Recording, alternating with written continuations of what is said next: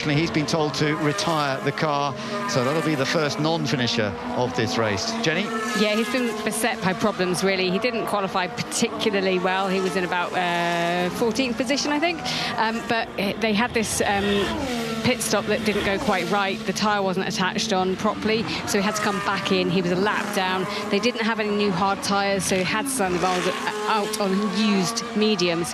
And yeah, retiring the car means that they can switch it through things around for the next races, which is Monaco. Okay, well, let's see. But Lando Norris is still putting some good laps together here. Last time around, 1 second faster than Max Verstappen, and he is now 2.6 seconds behind Max Verstappen. We have a graphic that's being shown to us, 5 laps, within 5 laps of striking distance. So before the end of this race, if Lando Norris keeps up this pace, he will be on the back of Max Verstappen. And the gap, the live gap now, 2.3 seconds. So it's coming down so quickly, Ben. New fastest lap, no surprise though for George Russell, because he's on a fresh set of tyres as more fuel has been burned away, so the car is now lighter on fresh tyres, and he's just set the fastest lap so far, a 1:18.5. So Russell is currently in 7th place. He's behind his teammate. I wondered whether they were going to bring Hamilton in as well. They haven't done. He's still out there. He's currently in 6th place, but Russell behind, going a fair bit faster. I'm just having a look to see now. It was so close between the DRS detection zone there, whether Daniel Ricciardo was going to help Lando Norris across that line, but it wasn't to be, as we're getting an onboard replay of Max Verstappen, he really is struggling with his tyres. Can he let me by even more stupid? I think that was Tsunoda giving him space, but I don't quite know why he was that upset, because he got out of the way. But clearly, Verstappen felt that he lost a bit of time behind him. Yeah, I mean, he did let him make Max go down the inside of one of the fastest corners on the track, which is turn 9. So Max lost a lot of time there. Gap now 2.1 seconds. I mean, I think we've got a fight on our hands for the win here, Ben. Yeah, this is good stuff from Lando Norris. Once again, the man now with extra confidence in a Formula One car, having taken his first Grand Prix victory a couple of weeks ago in Miami, knowing that he can do it. He can get in front. Can he do it here, though? That's the big question. But as you say, the gap is coming down, and Max Verstappen is having to work hard, using plenty of curb, just trying to look after those tyres wherever possible. This is going to be a wonderful battle towards the end. The gap, as they come over the line this time, just over 2 seconds. He is definitely getting that bit closer, and his lap was around 3/10 quicker on that last lap. Verstappen has 2 laps newer tyres compared to Lando Norris. I don't think it's going to make much of a difference, and it looks like to me like Lando Norris has got the bit between the teeth. He can smell blood here. He can smell another victory. Can he close that gap enough to get an overtake challenge? Okay, we shall see how that goes. There's a bit of excitement amongst the McLaren fans, no doubt about it, because they can see there is a chance, perhaps, to really put Max Verstappen under pressure. We are on lap 57 out of 63, into the closing stages. I don't think there's going to be much of a battle for 3rd place, because Charles Leclerc is looking comfortable there. And this will be the first Ferrari podium at Imola, if it happens, for the first time since 2006. So there will be something for the fans to cheer about, to have one of their drivers up on the podium. Mind you, Sainz down in 5th. And Lando happy to push turn 9 a little bit more. I'm pushing as much as I can, mate. Thank you. I mean, I feel there with Lando, when you are pushing, he clearly is. He's not going to be poodling around, is he? That your engineer sort of thinks they're being helpful, which of course they are, but you really need to concentrate, especially at a circuit like this, where the gravel is right on the edge. A small mistake, and that will be Lando's chances of winning this race.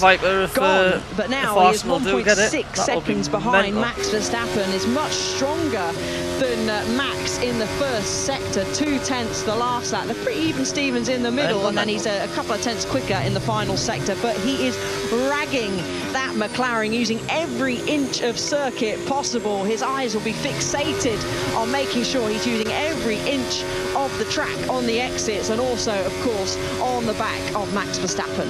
Yeah, fascinating to see this. The gap is just very, very narrowly coming down, but is it going to be enough? But this is wonderful to watch. Lando Norris, he is such a star driver. Lovely to hear Will Joseph on the radio to him, his race engineer.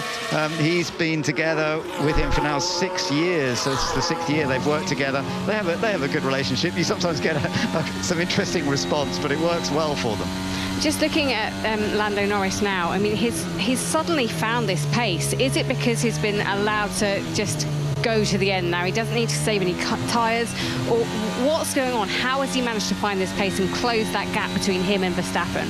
I think the answer to that is that the Verstappen's degradation is higher than Lando's. I mean, of course, they would have all been looking after their tyres at some point throughout this race, but I can tell you now they are all, well, certainly these two drivers at least, all pushing as hard as they can, and we were looking back from the rear of Max Verstappen. We can see his car moving about, snaking about, and Lando Norris clobbered the curb there. The last curb at the Villeneuve chicane was all over the exit curb. The gap at the moment has kind of stabilised, though. It's 1.7 seconds, between 1.5 seconds. So as he's got closer to the rear of this Red Bull, the dirty air is having a big effect, because previous time round, the first sector, for example, he's lost a couple of tenths compared to what Lando Norris was doing earlier on. So it could be that he'll get close, but he'll have the effect of the dirty air, and he won't be able to draw that much closer up to the back of Max Verstappen with just under 4 laps remaining. That's right, and interestingly, Charles Leclerc, who's in third and not in the battle with these two, but he did almost exactly the same lap time that the both of them did ahead of him. So they all did 1:20.5 last time around, although Max has actually just done a very good lap. He's done a 1:20.3 for once. He's a fraction quicker than Lando Norris on this lap. So the gap has just opened up a tenth again, 1.8 seconds now. It is looking very, very difficult, this, for Lando Norris to be able to get right on board with him. Piastri still in 4th place, Carlos Sainz 5th. Hamilton is still in 6th place. George Russell setting the fastest laps. He is in 7th place, having made that later change onto a medium tyres. Perez is still some 6 seconds behind him in 8th. Lance Stroll is currently in 9th, and the top 10 completed by Yuki Tsunoda, the Japanese driver who lives just down the road from this track at Imola. It would be delightful for him to score a point for 10th place here. Now, I don't know if Max Verstappen might have made a small mistake in that first sector, but he's done not a great first sector compared to what he did the previous lap. 1.5 is the gap now as they're heading out of the middle sector. We wait and see what the lap times will be in that sector as they cross the line. And yeah, Lando a little bit slower. Wickets in the cricket. Let's hear from Ali Mitchell. Yes, both Pakistan openers have gone. They put on a 50-run stand, but in quick succession, a wicket for Eccleston and one for Charlie Dean, although Sidra Amin should have reviewed her LBW. It came off her glove. Pakistan suddenly now 69 for 2. They need 177 if they're to beat England here, and we are 11 overs into the run chase. 3 laps to go in the race here at Imola, and right now the gap down to 1.3 seconds as Max Verstappen holds the lead over Lando Norris in 2nd place. Charles Leclerc still in a gap further back in 5.8 seconds. He's in 3rd, but it's all about these top 2. So far, of course, Max Verstappen is doing everything he needs to do, controlling the pace, but Lando Norris has not given up. No, we're catching a replay now of Esteban Ocon, who was all over the back of Valtteri Bottas. Is he going to brave it round the outside of the fast Piratella? Yes, he is. So nice move by Esteban Ocon. That moves him up into 14th place, but still not a great race from the Alpines. They're down in 14th and 17th place. Both have lost track position. Now, Lando Norris, 1.3 seconds. A good first sector, heading up now to the Branti Alta chicane. Hasn't been this close for a while, has he, Ben? No, it is very close indeed, and it's an exciting conclusion to this race. Or let's listen to Max. Battery is almost empty. If you want to top up the battery, it'll be mode 7, Max, but you will clip more in mode 7. So he's just been told what to do. I wonder if that's going to work. He's obviously working hard, and right now the battery level for Verstappen definitely a little bit lower than Lando Norris, who had some 60% of the battery level, and Verstappen had 30%. That's the hybrid energy system, and yet you just said the figures there, so a big difference. 1 second now, the gap between Verstappen and Lando Norris. So this could come down to the final lap of the race, but luckily for Verstappen, it's hard to overtake here, so there's only going to be one real opportunity for Lando Norris going on to the final lap, and that'll be down into turn 1. If he can manage to close that gap to within 1 second, he will get the DRS with just that drag reduction system. The rear wing will swing open and give him a little boost of energy that means it's more air efficient. It's a good point, because he's so close to getting within 1 second. It's not quite there yet. 1.3 seconds was the last time when it came across a checking point. 1.2 seconds now. He's so close to being within the DRS zone, is Lando Norris. Yeah, I don't think he's going to do it now, because they're just going through the detection zone now, and the gap was 1.2 seconds. So unfortunately for Lando, he's not going to be able to make benefit of the DRS heading down the straight. He will have a little bit of tow from the rear of the Red Bull, but it's going to be down to Max Verstappen now. He very rarely makes mistakes. All he's got to do is just make sure he gets his apexes, hits his braking points. But I think, unfortunately, for Lando Norris, he's not going to have any more opportunities to get past here. He's in the dirty air of Max Verstappen. Gap 0.8 of a second, so it is close, and it's getting closer, but it's going to be so hard in these remaining corners to find a way past. Yeah, but I tell you what, this is certainly giving the fans something pretty exciting as they watch, just to see how close Lando Norris is to the back of Max Verstappen on this final lap. He's got the gap down to 0.7 of a second, but as you say, it's going to be very difficult to actually take advantage of that, and Max has so much experience now. He's very unlikely to make an error. Perhaps in the younger days when he first came along, he made very few errors then, but now he knows exactly what to do with the car. Through that Variante Alta, the chicane where we have seen lots of errors this weekend. No mistakes from either. Still Verstappen holding the edge over Lando Norris. 0.8 of a second now. DRS should be available, so quite a late break from Lando Norris.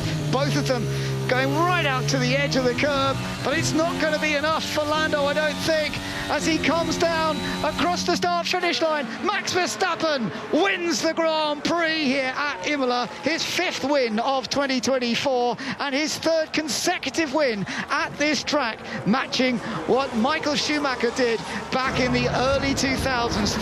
2nd place goes to Lando Norris, 3rd does go to Ferrari. Charles Leclerc getting that first podium for Ferrari since 2006. It was Michael Schumacher who had the last Ferrari podium here, but it is Max Verstappen once again who has taken the dominant form and taken the maximum points here today. Mind you, he didn't get fastest lap. He usually gets everything. Further down the order, 4th place for Oscar Piastri, 5th for Carlos Sainz, Lewis Hamilton in 6th place, George Russell finished 7th, Sergio Perez 8th, Lance Stroll was 9th, and the final point went to Yuki Tsunoda in 10th place. This has been a magical day for Max Verstappen once again, his 59th career win. He has led every race so far this year, and he's had 1 non-finish, 1 second, but otherwise he's won them all, and it has been remarkably impressive despite the pressure that he had from Lando Norris. Well, if you want to stay with us on the BBC Sports website, then do. But for now, on Radio 5 Live, we're going to be going over to the Premier League. Let's join Mark Chapman. Yeah, final round of Premier League fixtures gets underway at 4 o'clock. The final games in the Scottish Premiership got underway at 3 o'clock, and this afternoon it's all about the bottom of the table, the relegation playoff place to take on Wraith for the final spot in next season's Scottish Premiership is between Ross County and St Johnstone, and both are winning. Ross County at home to Aberdeen by 1-0, and St Johnstone lead at Motherwell by the same score. Connie. Exactly that. Motherwell 0, St Johnstone 1. Nicky Clark, it was Mark who gave Saints that goal they've been hoping for. The architect of that, Graham Carey. And as you say, all they've got to do now is hope that Aberdeen do something. A draw would be okay as well, but realistically they want to make sure that Aberdeen win today so they can avoid that playoff place. Thursday, that first leg, second leg a week today, as you say, against Wraith Rovers. It is 29 minutes on the clock. Motherwell 0, St Johnstone 1. Earlier, Crawley won the League 2 playoff final against Crewe by 2-0, so they'll be playing League 1 football next season. Let's go to Headingley. Alison Mitchell. The wickets coming in pairs here because after a 60-run opening stand, Pakistan have now lost 4 for 13. Another 2 have gone. They're 73 for 4. Danny White with a blinder of a catch, full stretch at point, and then a short ball from Lauren Filer into the side for this match. Aggressive, a top edge through for the keeper. And Pakistan a long way from their target. They need 177. They're 73 for 4 after 12. We had a one-sided Men's Challenge Cup semi-final yesterday as Wigan beat Hull KR. We could be on course for something similar at the moment between Huddersfield and Warrington. Matt Newsom. Absolutely. Warrington 12 points to the good. They've absolutely shredded Huddersfield down their right edge defence. A breakaway try from deep, finished by Josh Drinkwater. Matty Ashton following up just 2 minutes later with another pulsating break, that time from Matt Duffy. And at the moment, Warrington have this game in the palm of their hand, and where Huddersfield are struggling. Huddersfield 0, Warrington 12. All the build-up then to the final round of Premier League fixtures to come. Our commentary is from the Etihad. We'll go there shortly. First of all, here's Joel Mitchell with your news. This is BBC Radio 5 Live. Listen on BBC Sounds. Thank you. The Conservatives and Labour say they both expect to be criticised when the inquiry into the infected blood scandal publishes its final report tomorrow. Nearly 30,000 people were affected after receiving contaminated products on the NHS, mainly in the 1970s and 80s. A 14-year-old boy has died after getting into difficulty in a river in Northumberland. Emergency services were called to a stretch of the River Tyne near Ovingdon Bridge yesterday afternoon. A 13-year-old boy who was rescued from the water is in a critical condition in hospital. Reports from Iran say a helicopter carrying the president and foreign minister has had to make a rough landing. State television says rescuers are trying to reach the aircraft, which reportedly got into difficulties in heavy fog in a mountainous area in the north of the country. And almost 10,000 migrants have crossed the channel in small boats so far this year. 103 people arrived in Dover yesterday. Numbers are up by 36% compared to the same period last year. Radio 1's Big Weekend is nearly here with an incredible lineup of artists and DJs. Big Weekend, now we feel it! And we've got some of their biggest tracks to get you in the mood. Artists like Coldplay, Charlie XCX, and Vampire Weekend. Radio 1 Anthems. Search for Big Weekend on BBC Sounds. This is 5 Live Sport with Mark Chapman. On 5 Live. Listen on BBC Sounds. You were dancing along then. You're not a bit old for a Radio 1 Big Weekend, aren't you? How dare you? Can we see if I can get you tickets? No thanks. Let's get Alan Shearer with us, by the way. Let's go to the Etihad then. This is our base from 4 o'clock. Commentary there. Manchester City go for a 4th Premier League title in a row against West Ham. John Murray. Yes, well, I was going to say everyone's bathing in warm sunshine here at the Etihad, but Leon Osman's just put his coat on. However, the man what? No, he does feel the cold, Leon. Anyway, you can quiz him on that in a moment. But the City players are out there on the pitch. I must say they did run out with the confidence of a set of players who've won their last 8 Premier League matches to reach this point, the brink of retaining the title. Kevin De Bruyne is there among them, so he's recovered from the damage to his Achilles from Tottenham the other night. That means 2 changes for City today. As we knew, Ortega in goal instead of the injured Ederson, and Doku starts here with Kovacic on the bench. For David Moyes' final West Ham team selection, he's without his top scorer, Jared Bowen. West Ham have confirmed that Jared Bowen has tonsillitis, so that's why he's not involved. 20 goals this season, the newly named Player of the Year, but not involved at all. So David Moyes making 2 changes. Mavropanos is back from injury, the former Arsenal man, and Cresswell comes into the side as well. So it looks like 3 central defenders, Mavropanos, Zuma and Cresswell, with Bonner on the bench today. So a 3-4-3, maybe 5-4-1, maybe something like that for West Ham. We'll see. 8-2-0. Ross County have just conceded against Aberdeen. Aberdeen have equalised.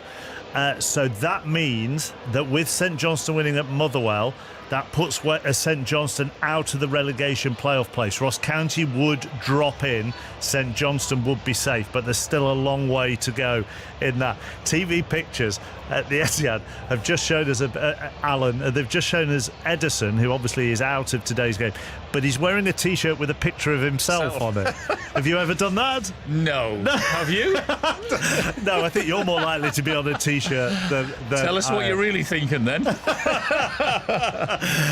Let's just go to Connie McLaughlin, because she's at Motherwell where a penalty has been saved. Yeah, oh my goodness, the drama here. It's still Motherwell. St Johnstone won, and the drama being because Motherwell it was who had the penalty. Theo Bair, the player against his old side, much maligned in Perth, has been a revelation here at Fir Park, up against his old keeper Shamal George. He got it on target, but Shamal George saved it, and just how huge that could be, because as you say, Aberdeen have equalised against Ross County, so it means, as you can hear, probably the Saints fans happy behind me, because as it stands, they are safe. Motherwell 0, St Johnstone 1. Let's go to the Emirates next. Ian Dennis there with the team news for Arsenal against Everton, and then we'll talk to Alan. Well, there's a real feeling of celebration here, even though that they've got to win and then they've got to hope, but there's a really buoyant atmosphere amongst the Arsenal supporters as Mikel Arteta has made one change. Saka not involved at all. He's got a slight muscle injury, we're told, so Martinelli replaces him. As for Everton, they're unchanged. Can you see any jeopardy in this whatsoever this afternoon? Yeah, I don't think it'll all be plain sailing this afternoon. I think there'll be the odd occasion where we're thinking, no, it can't happen. But I think once all's done, then it'll be City's, yeah. If Ian is saying that the Emirates feels like a party atmosphere and celebration, Leon, how would you describe it there at the moment at the Etihad? Surprisingly calm, I think. These fans have been here before. The players have certainly been here before. They know this team is very capable of winning this football match. And even when we were here, we were just discussing it between me and John and Gary, that we were here 2 years ago when Aston Villa came and went 2-0 ahead, and Manchester City still found a way to come back and win the title that day. So I think there's a feeling of expectation around the stadium. They've, as I said, they've been here before, and they're expecting to see their team lift the title at the end of the day. Did either of you, and you go first, Alan, did you think they looked nervous at all against Tottenham in that first 45 minutes? They weren't the City you would expect in that. No, I wouldn't say nerves. I think they've been there enough that they're very experienced now in that situation. So no, I wouldn't say nerves. It just didn't go as the way they would have wanted it to go that first half. And there were a few moments when you're thinking, okay, this could be interesting second half. But normal service was resumed after that, wasn't it? Yeah, I think they'll end up winning today, but I just think there'll be plenty of talking points throughout the afternoon. Leon? Yeah, well, over the course of a season, a team even as good as Manchester City is going to have halves, 45 minutes of football where things don't fall into place. But that's why they're the best, because their goalkeeper made saves, the defence made some good defensive moments, and they kept themselves into the game until the attacking talents were able to come up with something special. And then even then, when a mistake was made, Ortega comes in and makes that wonderful 1v1 save against Son that could have turned their season round. So yeah, it wasn't the free-flowing Manchester City that we've come to be used to seeing, but they've got big players for big moments, and that's why they're trying to win this title for the fourth time in a row. And I agree with Alan. I think it will be difficult at times. I think as you hear results coming in from elsewhere, there might be a couple of nerves within the crowd, but the team know what they're doing. Pep Guardiola knows what they're doing. They've got 90 minutes to win a game of football, and I think we all expect that to be the case. We were having this debate earlier with Rob Green and Glenn Murray. Alan, do you think you can assess Arsenal's season now whether or not they win the title? Yeah, I think they can take great pride, Arsenal, in how they've pushed this City team all the way. I mean, the form that they've had to show to be the favourites and be in the position they are in today is incredible. So I think that Arsenal can look back and think, yeah, we've given it a right good go. I know they're probably just going to fall short, but I think they've made big steps this season, and Arteta and his team can be proud of what they've done. Former Rangers Brentford manager Mark Warburton alongside Ian at the Emirates. I mean, if you are looking to improve every season, Mark, then that's kind of what Arsenal are doing at the moment. Afternoon. Good afternoon. Yeah, absolutely. I think the purchase of Declan Rice was a huge statement. £105 million player coming on board, but they have to look that way. They have to make sure every season, as you rightly say, they're moving in a forward direction. The key will now be the summer, irrespective of this afternoon what happens at the end of the 90 minutes. It will be the summer and the quality of their recruitment to make sure that progress is maintained. I mean, you've been part of the David Moyes coaching staff at West Ham. What do you think his message will be to his players today, especially as this is his final game in charge? Absolutely. The loss of Jarrod Bowen is clear for all to see. He's been magnificent from this season. But the likes of Paquetá intrigue me. You know, there's a lot of talk about Man City, whether that move is still going to be on this summer. But he'll be keen to impress today, impress Guardiola, etc. And they've got players the likes of Kudus and Antonio who can hurt any defence. So I'm sure David will be looking for a strong send-off, and I think the players will be very keen to impress this afternoon. We're just seeing pictures of the Etihad, and the new arena in Manchester that's been beset by problems is just in the background with a massive display advertising Barry Manilow live. Now that would be more your... Oh, you're going? I haven't got my tickets yet. Okay. Maybe there's still a few. I'm sure you can get one. There's still a few available. If you are Arsenal, Mark, then with one eye on the summer, I know everybody, and we had this discussion again earlier, everybody's talking about do you bring in a striker? Is that where you look, or are you actually looking for a bit of strength in depth elsewhere so that you can rotate a bit more? I'm kind of thinking, Bukayo Saka is missing today, and he has had a gruelling season. He has, but to lose a player of that quality and you bring in Martinelli, another outstanding young talent, I think the depth is key to them in terms of what they're looking for next season. The Champions League going again. They've been very, fortunate. Look at the teams this season. The likes of Newcastle have suffered with severe injury, and they've maintained a pretty consistent back four unit throughout this. So I think that strength and depth will be important for them. He'll be very aware, Mikel, about the threat of injury. But I think it's more that Havertz has surprised so many people. I think we'd all agree on that. He's come in and was questioned at first. But how now do you add quality to this squad? And I think the role of Edu and Arteta, of course, will be key in seeing where that quality can indeed be added. The interesting to see, won't it, Alan, what City do in the summer that means that they evolve again, because it does feel that Guardiola does something different each season with them. Yeah, and I think that's part of why they've been successful is because you always used to hear Sir Alex. I mean, the refreshing of the squad and the players to bring in 2 or 3 new faces just to inject something different, So there's no doubt that they'll spend against City. They'll bring 2 or 3 in, and 3 or 4 might go out. That's what happens in football. Arsenal will be the same. I mean, I think that they will bring a centre forward in because they need one. They need different options as well in that position. Is it? Look, I know they have strength in depth, Leon, City, but is it more? People say they haven't hit the heights that they did last season, but bearing in mind, this is now a City side that doesn't have Mahrez, and it doesn't have Gundogan, and it has moved on from a couple of its leaders in the past. Is it more impressive that they've kept that going? Yeah, I think so. I mean, usually when you are a team that is sort of in transition, which, as you've just mentioned, when you're losing some players that have been such an important part of how you've got over the line at times, it can help, it can allow some teams to dip, but Manchester City haven't done that, and it comes in part to the constant evolution. You were just touching on it before that, Manchester City in 2 seasons have changed from a team that didn't play with strikers to, for the majority of the season, playing with 2. They were 1 last season. Pep's always finding just something subtle to change that, opposition teams may be looking and thinking, well, I think we've figured out how to play against Manchester City now, and suddenly something's different, something changes, an evolution into next season, and that's what's been brilliant. And we look at some of the players that he's brought in. We can look at Mateus Nunes. We're already seeing the way Doku's addition to the squad has been. But what we see the real effects from someone like Mateus Nunes might be next season. Pep might have brought him in this season knowing he's going to make a transition moving forward to get him involved. And the long-sighted way he can see situations, and the trust the squad have him in, the trust that Manchester City have him in, has certainly been well earned because of what he's done. But it's always intriguing to see what he does next and who he sees as playing a big part. I'm looking at Oscar Bob and Rico Lewis. They may be huge next season. He may bring in more additions as well, but there's no doubting that Manchester City will still be moving forward next season. There is, isn't there? There's long-term maybe in Núñez, who hasn't, had that many opportunities, but then Kovacic has had more opportunities, Guardiola's had more opportunities, Doku has.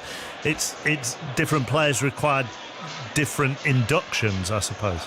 Yeah, and with the load of games that comes with playing at a top club, Champions League, and the demand on everyone, you need that.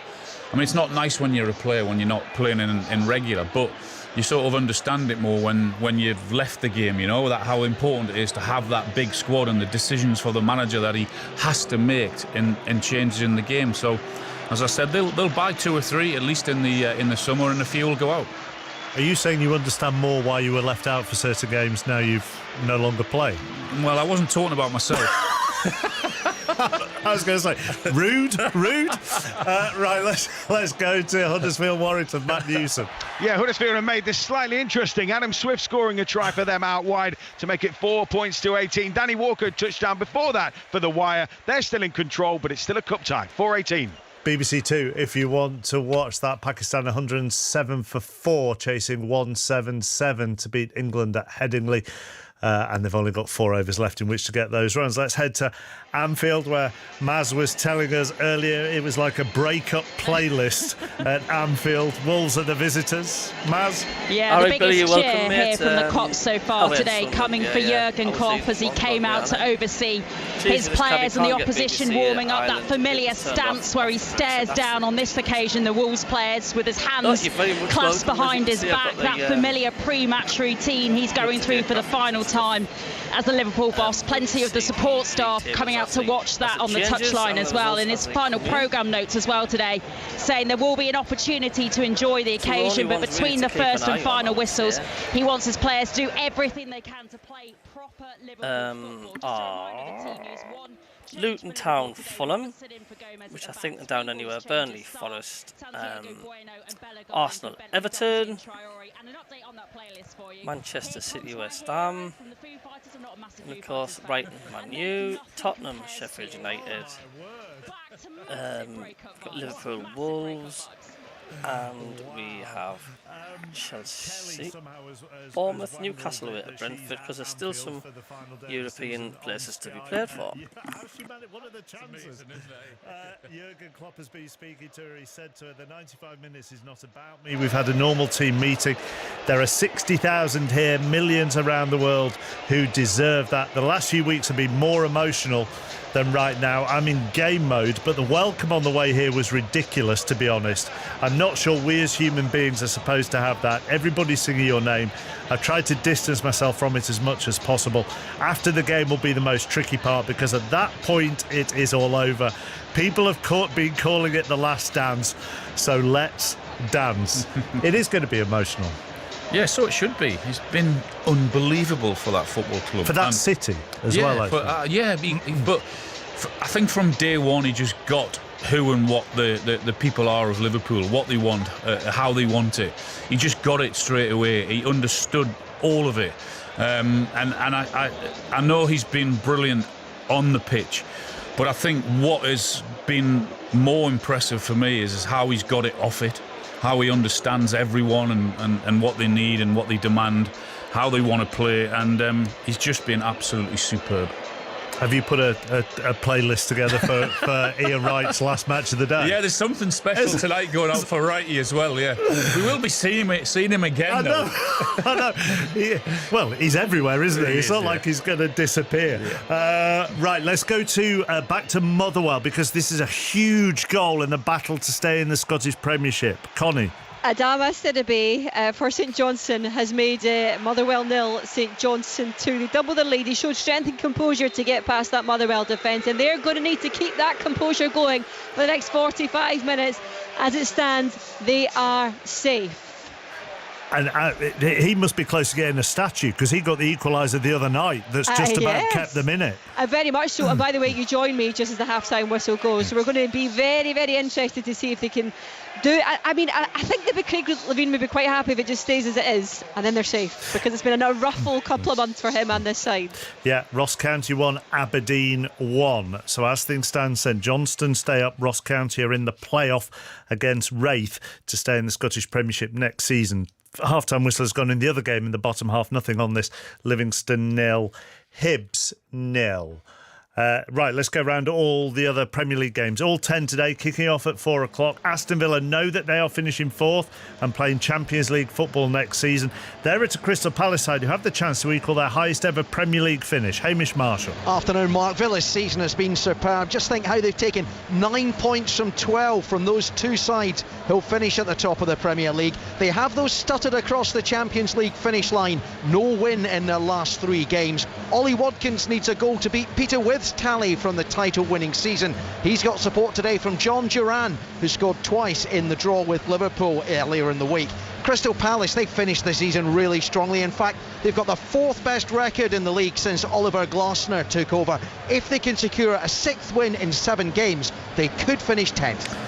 Now, Tottenham know if they avoid defeat today, they'll be in the Europa League next season. For Sheffield United, if they lose by 4 or more, they could end up with the worst ever goal difference in the Premier League. Charlie Slater. Yeah, just one of a number of unwanted records staring Sheffield United in the face today, where they need a point to ensure this season doesn't go down as the 3rd worst in Premier League history. Spurs also need a point to guarantee Europa League football next season, and while that sounds simple enough, it is worth remembering they've lost 5 of their last 6. One change there. Kulusevski returns for Højbjerg, while Chris Wilder makes 3 to a team that have lost 6 in a row. Max Lowe starting his final game for the club as he, Osborne and Amahodzic are in for Sousa, Larouci and Brooks. And Mark, I've been told that Tottenham are heading straight from Bramall Lane to the airport from here to fly to Australia for Wednesday's post-season friendly against Newcastle. The modern game, eh? Absolutely. To Stamford Bridge, Chelsea going for their 5th win in a row up against a Bournemouth side who've had their best Premier League season ever, no matter what happens today. John Southall. Yeah, it's been a remarkable season for Bournemouth. It took them 9 games to pick up their first points. In a league table since then, they'd be 6th, which is of course where we find Chelsea at the moment. Where do you start with their season? Awful at times, but latterly signs of real hope and finally progress. The simple equation this afternoon is a draw will secure them 6th place and European football of some description next season. A Tottenham defeat could open up 5th and guaranteed Europa League. 2 changes. Thiago Silva on his final appearance is in for Gusto and Sterling for the injured Mudryk. 5 changes for Bournemouth. Most eye-catchingly, Dominic Solanke is on the bench and as Unal starts.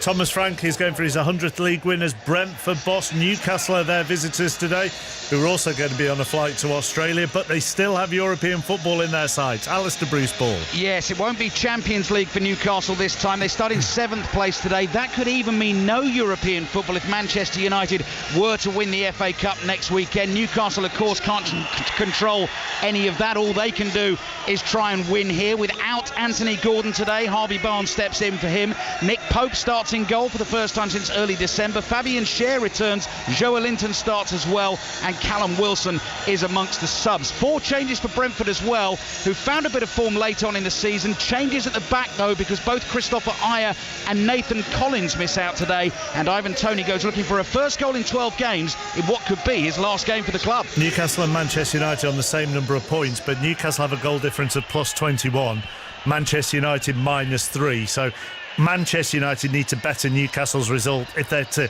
get European football without having to win the FA Cup. They're at Brighton, who are saying goodbye to Roberto De Zerbi. Henry Moran.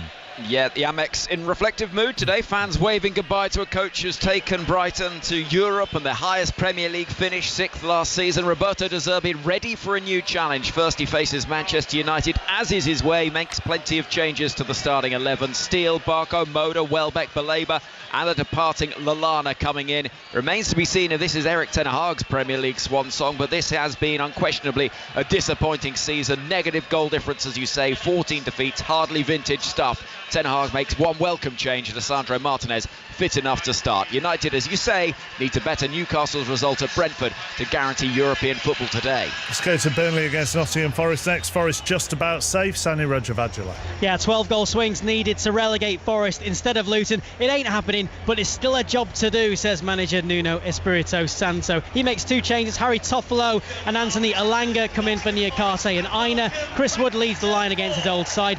Burnley already down. Vincent Kompany swaps out Vitinho, Vaseki, Amdouni. Departing stalwarts Jack Cork and Johan Goodmanson are on the bench. Could Jay Rodriguez be staying? He's also a sub. Starting in his stead are Wilson Odebear and Lyle Taylor up front at a sunny Turf Moor.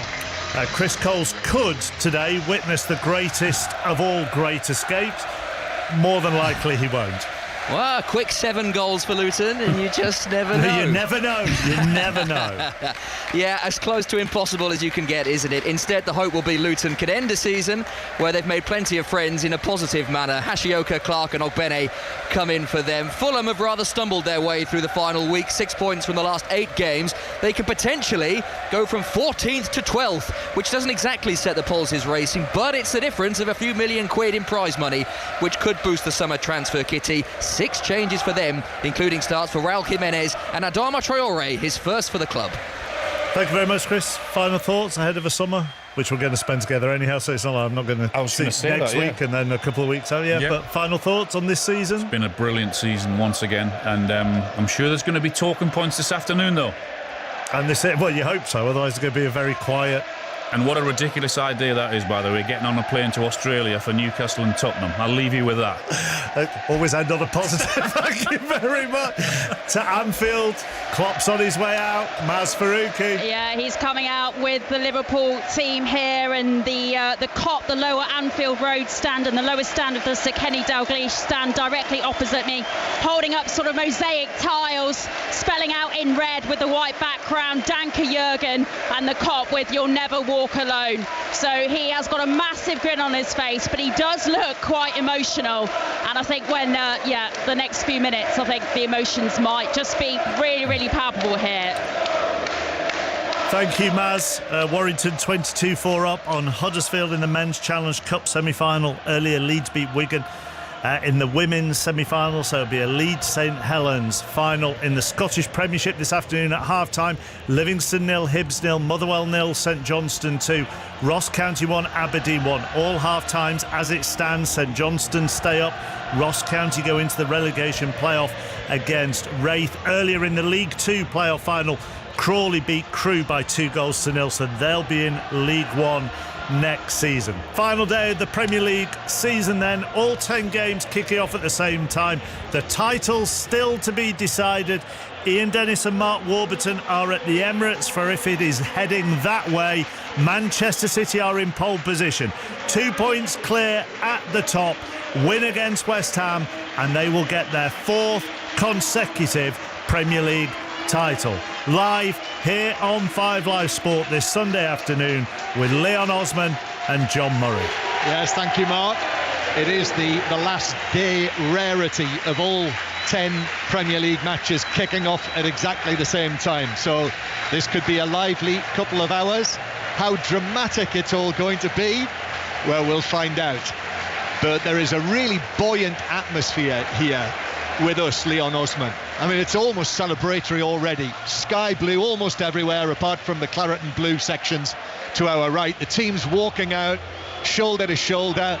The boos for the Premier League anthem, of course. This might be the place that the Premier League trophy is presented later this afternoon. Although the top man, Richard Masters, is not here today. He is at Arsenal. But the handshake's taking place. Flags are flying all around the ground. The flags with each of the players' names on the far side of the field. And also the Manchester City fans are waving behind the goal to our right a special Bernardo Silva flag this afternoon, which may be a coincidence, or there may be some significance to that. We'll see what the summer brings. But the stagger's unfolded, Leon, and Manchester City are in front going into the final straight. Yeah, exactly where they want to be. You know, every team who is competing in this moment wants to have it in their own hands, and it didn't look like it might be the case going back a couple of months where Manchester City were trailing both Liverpool and Arsenal in the title race, but they just find a way, don't they? They find a way of picking up results, hunting teams down and getting themselves into this situation where here we are, last day of the season, it's in their hands. They have the opportunity to lift another Premier League title in front of their own fans. I'm sure it's one they won't want to waste.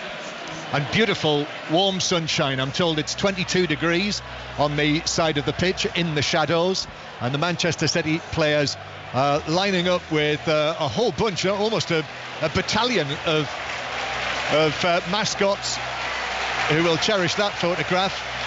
And there's another team and a half of them on the pitch as well that Kevin De Bruyne is just going across to see if everyone's okay. The Manchester City team today then for match number 38 of the Premier League season for them. Ortega in goal, but Ederson is here. He's in a black t-shirt with his own picture on the front, but he's got sunglasses on. Can't be involved in these final two matches because he fractured his eye socket on Tuesday night. So Ortega's in goal, again his 15th start of the season. Back four of Kyle Walker. It's his 300th appearance for Manchester City today. The captain might be lifting the trophy later to mark the occasion. Then Diaz and Akanji with Gvardiol at left back.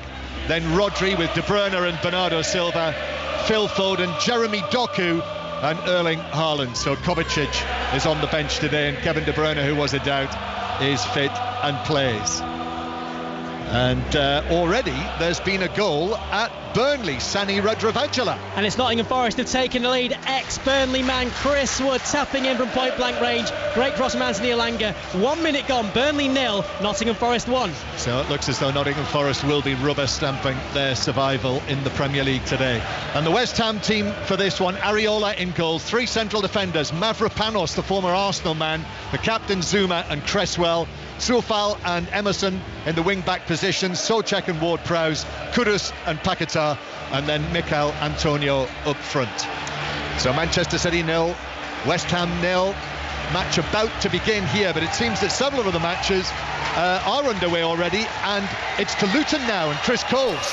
50 seconds in, John. Luton 0, Fulham 0. Clearly that Nottingham Forest goal not great for Luton, albeit I'm not sure how realistic their survival chances are. Now 13 goals needed to bridge, but the atmosphere here is good in the bright sunshine. Luton 0, Fulham 0. And straight to Brentford, Alistair Bruce Ball. First goal in 12 games for Ivan Toney. May not be the last one. Plenty of time left in this game. Brentford lead early on. Brian Mbeumo got away down the right, in behind the Newcastle defence, and Ivan Toney couldn't miss after Mbeumo played it into him. Brentford 1, Newcastle 0. Obviously Newcastle, one of the teams vying for the minor European places. But Manchester City, West Ham is underway here in the sunshine. And remember, if Manchester City win, they retain the title and will become the first club to win this league 4 years in a row.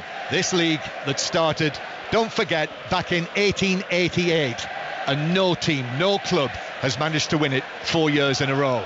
City, sky blue shirts, white shorts, blue socks, have got the ball on the halfway line, and the T20 has finished at Headingley. Atif Noaz. It has indeed. England have wrapped up a comfortable win by 34 runs. They've taken the series by a whitewash, 3-0, heading into the one-day international series, which starts on Thursday. A very, very strong performance from England against Pakistan. So once they wrap everything up at Headingley, it'll be the Chelsea match that is on Sports Extra, one of our choices of listening this afternoon. So Chelsea Bournemouth on Sports Extra shortly. Bernardo Silva on the right hand side, ball to Foden on the edge of the box, left foot shot, brilliant finish yet again from the man named this week as the Premier League player of the season, like a rocket off his left foot into the top corner above Areola, and that's the settler that Manchester City wanted in the second minute. Win to win the title. And a goal almost right at the start from Phil Foden, number 26 of the season for him. Oh, wow. I mean, this young man just keeps doing such wonderful things. He seems to get better and better every time you see him. I mean, this is a huge game for Manchester City. It's only the second time he's picked the ball up in the game. The first time he got turned, tried to run at somebody, decided to lay it off, picked up a better space, and just waited for the move to develop. And from this central position, he can just be so effective. The ball comes out to the right-hand side.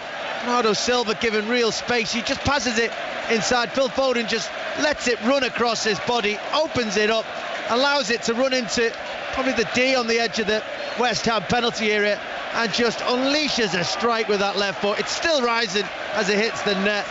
Areola has absolutely no chance in. What a goal, what a young player, no surprise. The award he's already received this season. Yeah, the Football Writers Player of the Year, the Premier League Player of the Season. BBC World Service listeners are with us. I hope you arrived in time for Phil Foden's goal. And I think we can all guess how that's gone down at Arsenal with you, Ian. Well, Arsenal almost got themselves a goal there with Tomiyasu's header at the far post. But yes, news of that goal here at the Emirates is filtering through. And up until that point, it's been an absolutely cracking atmosphere. But Arsenal have made a very strong start. But it's Arsenal 0, Everton 0, 5 minutes played. We thought Ivan Toney had scored for Brentford. Alistair, Bruce Ball. You can chalk that one off. Brentford 0, Newcastle 0. VAR had a look. Matthias Jensen offside. So Ivan Toney's goal ruled out. Brentford 0, Newcastle 0. Here at the Etihad, this is 5 Live and the World Service from the BBC. Listen as well if you're on the move on this glorious afternoon via BBC Sounds. And Manchester City's home stadium is ringing to the sound of home celebrations. Bernardo Silva setting up Phil Foden. I feel, Leon Osman, like I've seen that goal already this season several times, don't you? Yeah, well, absolutely. It's one that we're coming accustomed to. Now Rodri and Haaland on the edge of the penalty area, but it breaks down and runs through to Areola. Yeah, it's one we're accustomed to seeing him score in a very usual position for him on the right-hand side, able to cut in and hit it to the far post with his left foot. Yeah, we've seen it before, but I mean, he still blows you away with the quality that he can hit the strike, with the position he can find himself in. And Kevin De Bruyne has been the orchestrator of this Manchester City team for a few seasons now, but even watching it here today, you just get the feeling, certainly over the course of this season, that may have changed hands to Phil Foden. The influence he has on this Manchester City team at the moment is absolutely outstanding. Yeah, that's now 8 goals in his last 9 appearances. That's a great way to finish the season when there's a tournament coming up. The England squad will be named Tuesday afternoon, by the way. We'll have lots of coverage for you. It's 2 o'clock it'll be named, so you'll hear it on 5 Live, the England squad for the Euros, and lots of reaction throughout the course of the day and in 5 Live Sport on Tuesday night. Bernardo Silva, who set the opening goal up from round about here, right side of the penalty area. It's De Bruyne now. Here's Foden again, central position. Then Gvardiol's getting involved as well. Touch from De Bruyne. The confidence here. That early goal, as if they needed it, Leon, has just spread further confidence throughout the players who are out there in sky blue for the Premier League leaders. Well, they're a confident team when they're behind. They're a confident team whenever they step out the pitch, but you give them a lead in a game like this, you can just see it oozing through them. Flicks round the corner, finding in space. West Ham are struggling to get close. Chasing shadows, West Ham. They're starting 9th, they'll finish in 9th. Here's Doku on the left hand side into the penalty area. Doku now goes for the byline, slips it across, and it's cleared away by Zuma on the edge of the 6-yard box. The West Ham captain putting it out of play on the far side. So Manchester City already with the early goal. The only other goal is the one that was scored at Burnley by Nottingham Forest, which will, if they win that match, will confirm their place in the Premier League for next season. But I think we know that anyway. It's just a case of crossing the T's and dotting the I's for them. All of the other matches currently goalless. And in the Premiership in Scotland, into the second half there, Motherwell 0, St Johnstone 2 and Ross County 1, Aberdeen 1, which means that St Johnstone would avoid relegation. Emerson, it's West Ham. I think this is the first time we're over the halfway line, Leon. But however, quickly De Bruyne gets it back. Then he nutmegs Ward-Prowse, comes back to De Bruyne in the centre circle. De Bruyne running free. You'd never know he was a doubt for this match. Forward towards Doku. Doku is just outside the penalty area. Ball to the left-hand side. Gvardiol is there. That comes back in field to the corner of the penalty area, and he tries a shot. De Bruyne from the angle, which is beaten away by Areola, who I think had a good sight of that. But this is the traditional strong start from Manchester City. They've got 1 goal. They're already after a second. And if they were able to get it, it would be hard to see West Ham coming back from that. Yeah, absolutely. I mean, West Ham are a team that are better on the counter-attack. They're better when they've got a lead to hang on to. And teams are coming on to them. Manchester City are just in full control of this game at the moment. We've just seen Kevin De Bruyne have a strike from distance. Yeah, why wouldn't you? West Ham want to defend as deep as they have done. Might as well get shot away. City all over West Ham. Foden now into the penalty area, turns, gives it back towards Walker, who slips actually as the challenge comes in on him. City, though, still in possession. Rodri recycled it to Bernardo Silva. Bernardo Silva into the penalty area, then to Walker on the right-hand side as Manchester City attack towards the end to our right. That's where the West Ham fans are. Comes across to Gvardiol to Foden. Very central Foden, I must say. And then forward from the position of the left back, and that's cut out on the edge of the box by Sofal, and West Ham should get it away. They should get it away. Let's go to Selhurst Park next. Hamish Marshall. We think it's Crystal Palace 1, Aston Villa 0. Long VAR checks taking place at the moment. Jean-Philippe Mateta continuing his great run of form. Shot home from 12 yards out. Just a question over offside. Players are waiting to restart. We don't know, but it stands at Villa trailing by a goal to 0. Livingston 0, Hibernian 1. Maizani Mayolida has scored that one for Hibs. And Doku into the penalty area now on the left-hand side. His ball across, that's blocked away. West Ham defending in strong numbers inside the penalty area. City come again. Doku holds off the challenge from Sofal, who gets in at him again, and actually, credit to Sofal, is able to come out with the ball. What a storm they're facing here, West Ham. Yeah, absolutely. I mean, I'm talking before the game, what do West Ham have to do? They have to defend deep. Yes, they have to defend well.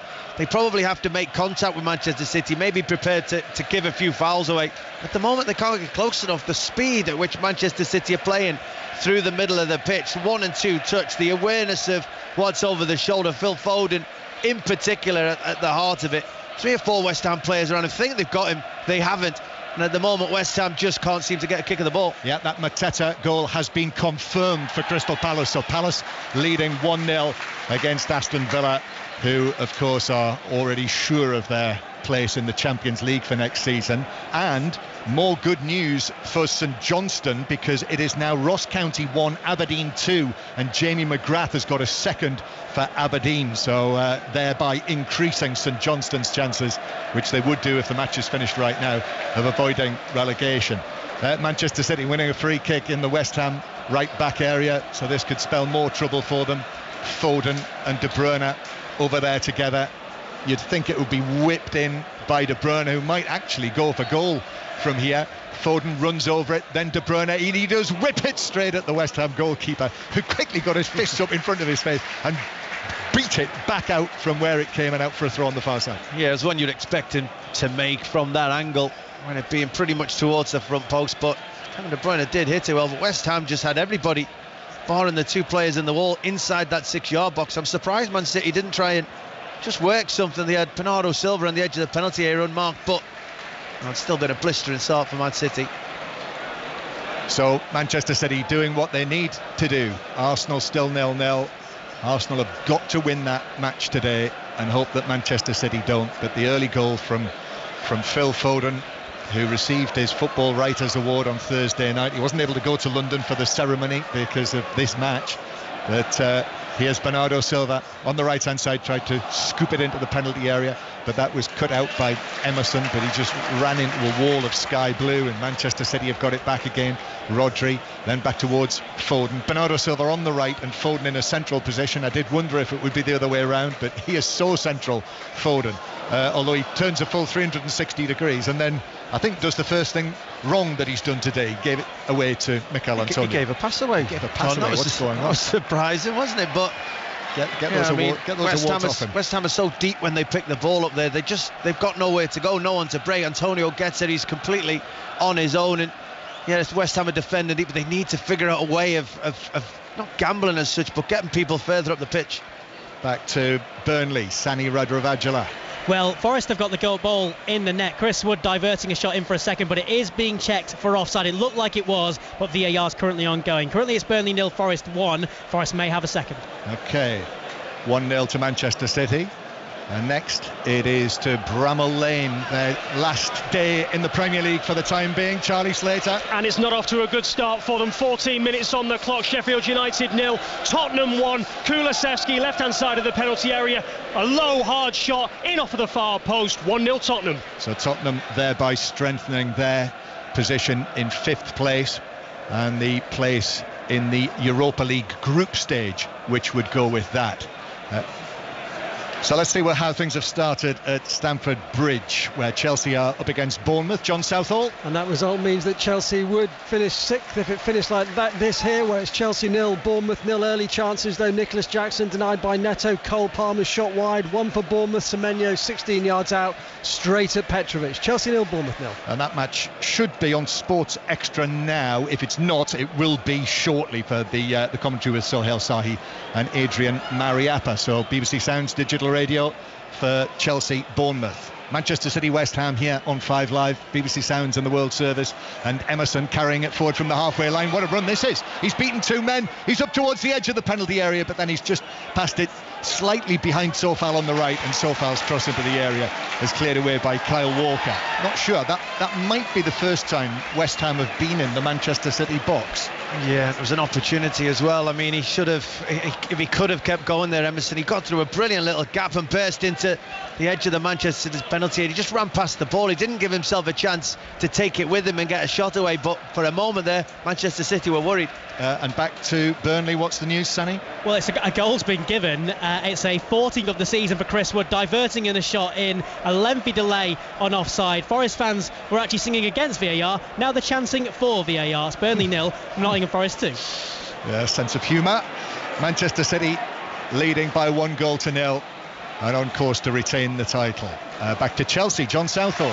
What about this? Chelsea 1, Bournemouth 0. Moises Caicedo with his first goal from the club, just inside the Bournemouth half, spotted Neto way off his line, over his head and into the net. Chelsea 1, Bournemouth 0. And that is now on Sports Extra. Chelsea making a strong finish to the season. You wouldn't have thought that would be possible at one stage, Leon, but now some of the teams that it looks as though they're going to finish above, not least Newcastle and Manchester United. Developing very well, Chelsea. I think there was always signs there, wasn't there? It was just consistency and getting everyone on the same page, but there's no doubt about the quality of their players. Manchester City with Rodri, just trots forward and then taps the ball to his left to Akanji. Manuel Akanji. The Swiss have already named their squad for the Euros. I don't know whether you saw that, Leon. They named a squad of 38. Here's Doku into the penalty area on the left. He shoots and it's saved well by Areola, who's been peppered with shots. And this was a very good save to push it over the top of the crossbar for a Manchester City corner, which is coming up after Charlie Slater at Sheffield United. 17 and a half gone here, but we're not playing at the moment. There appears to have been an incident amongst the Sheffield United fans away to the right-hand side. Someone in need of emergency medical treatment, so the game has been stopped. It remains 1-0 here to Tottenham. Thank you, Charlie. So we'll be back with you to find out more about that. Manchester City with this corner then from the right-hand side after that. Decent save from Areola from the shot from Doku. It's taken short.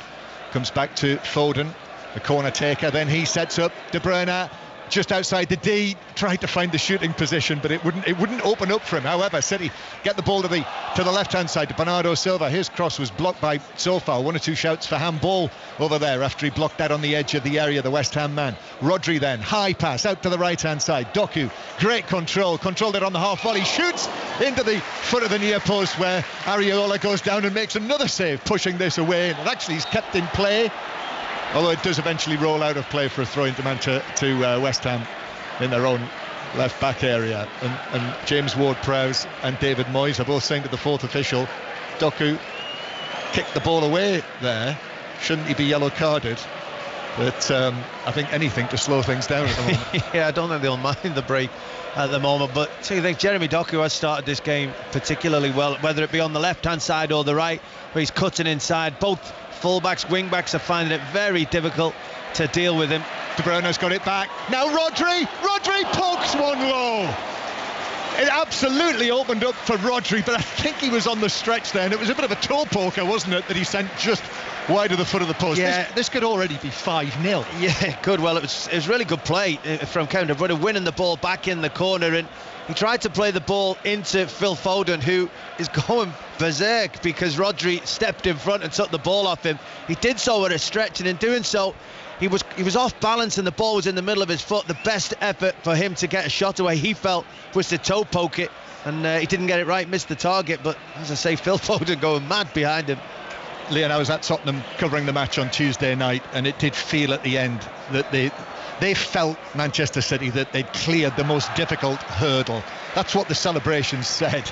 You know, you thought, well, maybe they're a little premature, but seeing how they are today, there's absolutely no hint, is there? There's a supreme confidence in their ability individually and as a team, and even moments ago when they were just slacking with regards to one or two tackles, Pep Guardiola in front was going crazy himself, and have such levels. City flowing again, and now Foden once more, left foot, this time Doku's ball in from the left hand side, right into Foden's path, and in the same movement, left foot beyond Areola, and it's Manchester City 2, West Ham 0, and already the champions are doing it in style. Yeah, I mean, they can just make a goal out of anywhere, can't they? And the two players I've said really have been at it today. Jeremy Doku, Phil Foden, the two players that create and score the goal. I mentioned about Pep Guardiola unhappy with certain aspects of the game. He's demanding more and more from his side, which you're probably surprised about, but I think the players know they have to be at the very top level in every moment, and it's brilliant play down the left-hand side.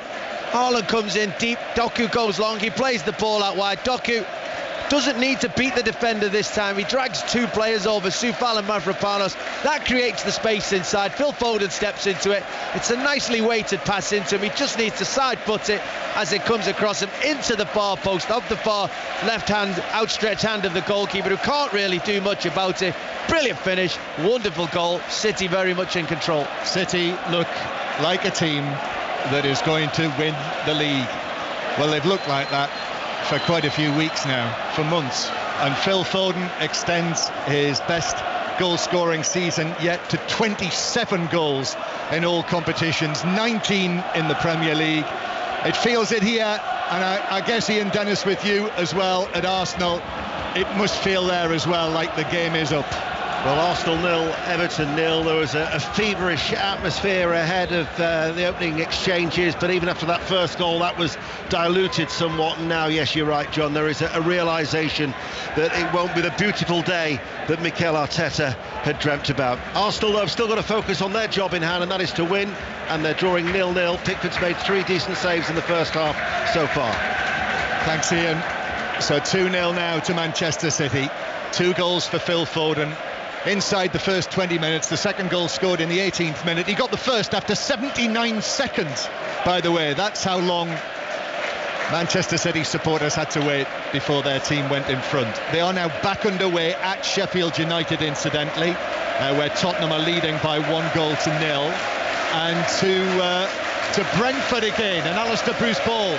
Brentford 0, Newcastle 1. A rare thing, a Harvey Barnes header has given Newcastle the lead. They know a win here, they will finish at least 7th. They would keep Manchester United at bay as these teams battle for the European places. Brentford 0, Newcastle 1.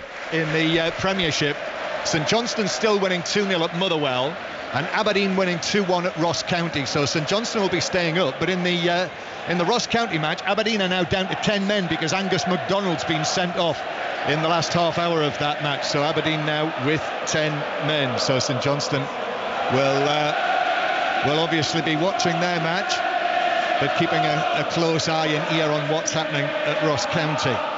But scene of celebration here, Leon Osman. City fans on their feet, singing their songs. What a great first 20 minutes for them in the circumstances. Oh, absolutely fantastic. I mean, they couldn't have asked for more, not just the goals, but the performance of the team, the way they're dominating. West Ham struggling to get out. I mean, on paper, this is not the ideal place to go. Last game of the season when City are going for the title of your West Ham, but you get here, the sun's shining, it's difficult. City are in this kind of form, momentum, attitude, and it just shows how difficult a task, and the heads are gone already. They've lost it again, West Ham. De Bruyne takes it on. Here's Haaland, yet to get in on the act, but it was just taken away from him by Mavropanos near the penalty spot, between the edge of the area and the penalty spot. Otherwise, he might have been in. He's made a quiet start to the match, Haaland, but I'm not sure anyone's really too bothered about that. No, I don't think Haaland probably is. I think he wants to score a goal. That was a nearly opportunity there. He could have just dropped his shoulder. Good defending. Well said. Great point, Leon. Apart from the man himself. Doku, now De Bruyne on the edge of the area. He's been everywhere. Doku's been everywhere. Doku now curls one right across the face of goal and beyond the far post via a deflection. Another corner to Manchester City. While they organise themselves, let's head to Anfield and see what the mood is like there. Maz Faruqi. Bright start from both sides, John. Great chance for Wan Hee-chan for Wolves. Put round his right post by Alisson, and Gakpo just going wide at the other end. But I don't think the Kop would stop singing even if Liverpool did go behind. But it is still Liverpool 0, Wolves 0. Phil Foden to take the corner. Foden, who is already on a hat-trick now. That would be his third of the season if he's able to complete it. And he's got plenty of time. Foden's ball in. It's headed away for West Ham on the edge of the area. A stretch from Bernardo Silva to see it back to Walker, then De Bruyne. Now here is Foden again on the right flank. Infield to Bernardo Silva. Bernardo Silva drives it in. Guardiola cross, and Haaland couldn't convert. I mean, he was already falling. His leg was up, possibly six feet off the ground, and he couldn't hook it in from point blank range. It's not like his miss in the Manchester United match all over again. But I'm surprised it didn't go in. Well, that's, by his standards, that is a huge miss. It's not far off other misses as you've just mentioned we've seen this season. I think it's Mavropanos just gets across and stretches and just makes him take his eye off the ball maybe. But by his standards, the ball coming across the goal 3 yards out, he has a clear look at it. It's coming onto his foot, and for him not to make contact, albeit it was foot in the air. Now Foden's going to have another goal, and now Areola's able to beat it away. It was just above him into his left, the West Ham goalkeeper, but I think it had swerve on it as well. But my goodness, that was hit by Foden. Well, he certainly wants his hat-trick, doesn't he? I mean, hat-trick, I think he wants 6. I think the best thing about him at the minute is decision-making. It's when to take a shot, when to run forward, when to play a pass, when to play a through ball. When you're at the peak of your powers like he is at the moment, you get the majority of those decisions right. And he's limping at the moment. I'm sure there's a bit of concern from every England fan and Gareth Southgate considering the form he's in. We do not want him to pick up any kind of injury at the moment. No, we'll keep an eye on 2-goal Phil Foden. He's just pulling up his socks at the moment and limping away, but there's no hint of a look over here towards Guardiola, although he is just having a look over now, but I think he's okay. So it's a free kick to Manchester City, just forward of the centre circle. We've not heard how things have started between Huddersfield and Warrington in the second Challenge Cup semi-final. So here's Matt Newsom. Yeah, Huddersfield 4, Warrington 28, just under half an hour to play. Warrington fans singing of Wembley. Matt Duffy going over after Ben Curry's charged down. Warrington in the box seat, Huddersfield 4, Warrington 28. Yes, absolutely. 3:15 kick-off. My timings are all over the place this afternoon. 4 o'clock kick-offs.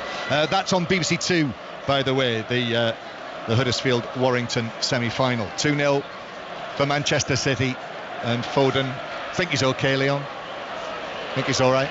Yeah, he'll be okay. He certainly won't want to leave the field. I think it was just a knock. He's already picked the ball up, played a couple of passes, but it surprises me, him and Kevin De Bruyne as well, how they keep on finding space. And, West Ham know where they are. They're in their structure. They know where he's going to end up being, and yet he still seems to find space that they're unaware of, and it's a brilliant thing to have in your game. So difficult, isn't it? Like now, as well, looking at it, both Foden and Bernardo Silva are on the right flank together.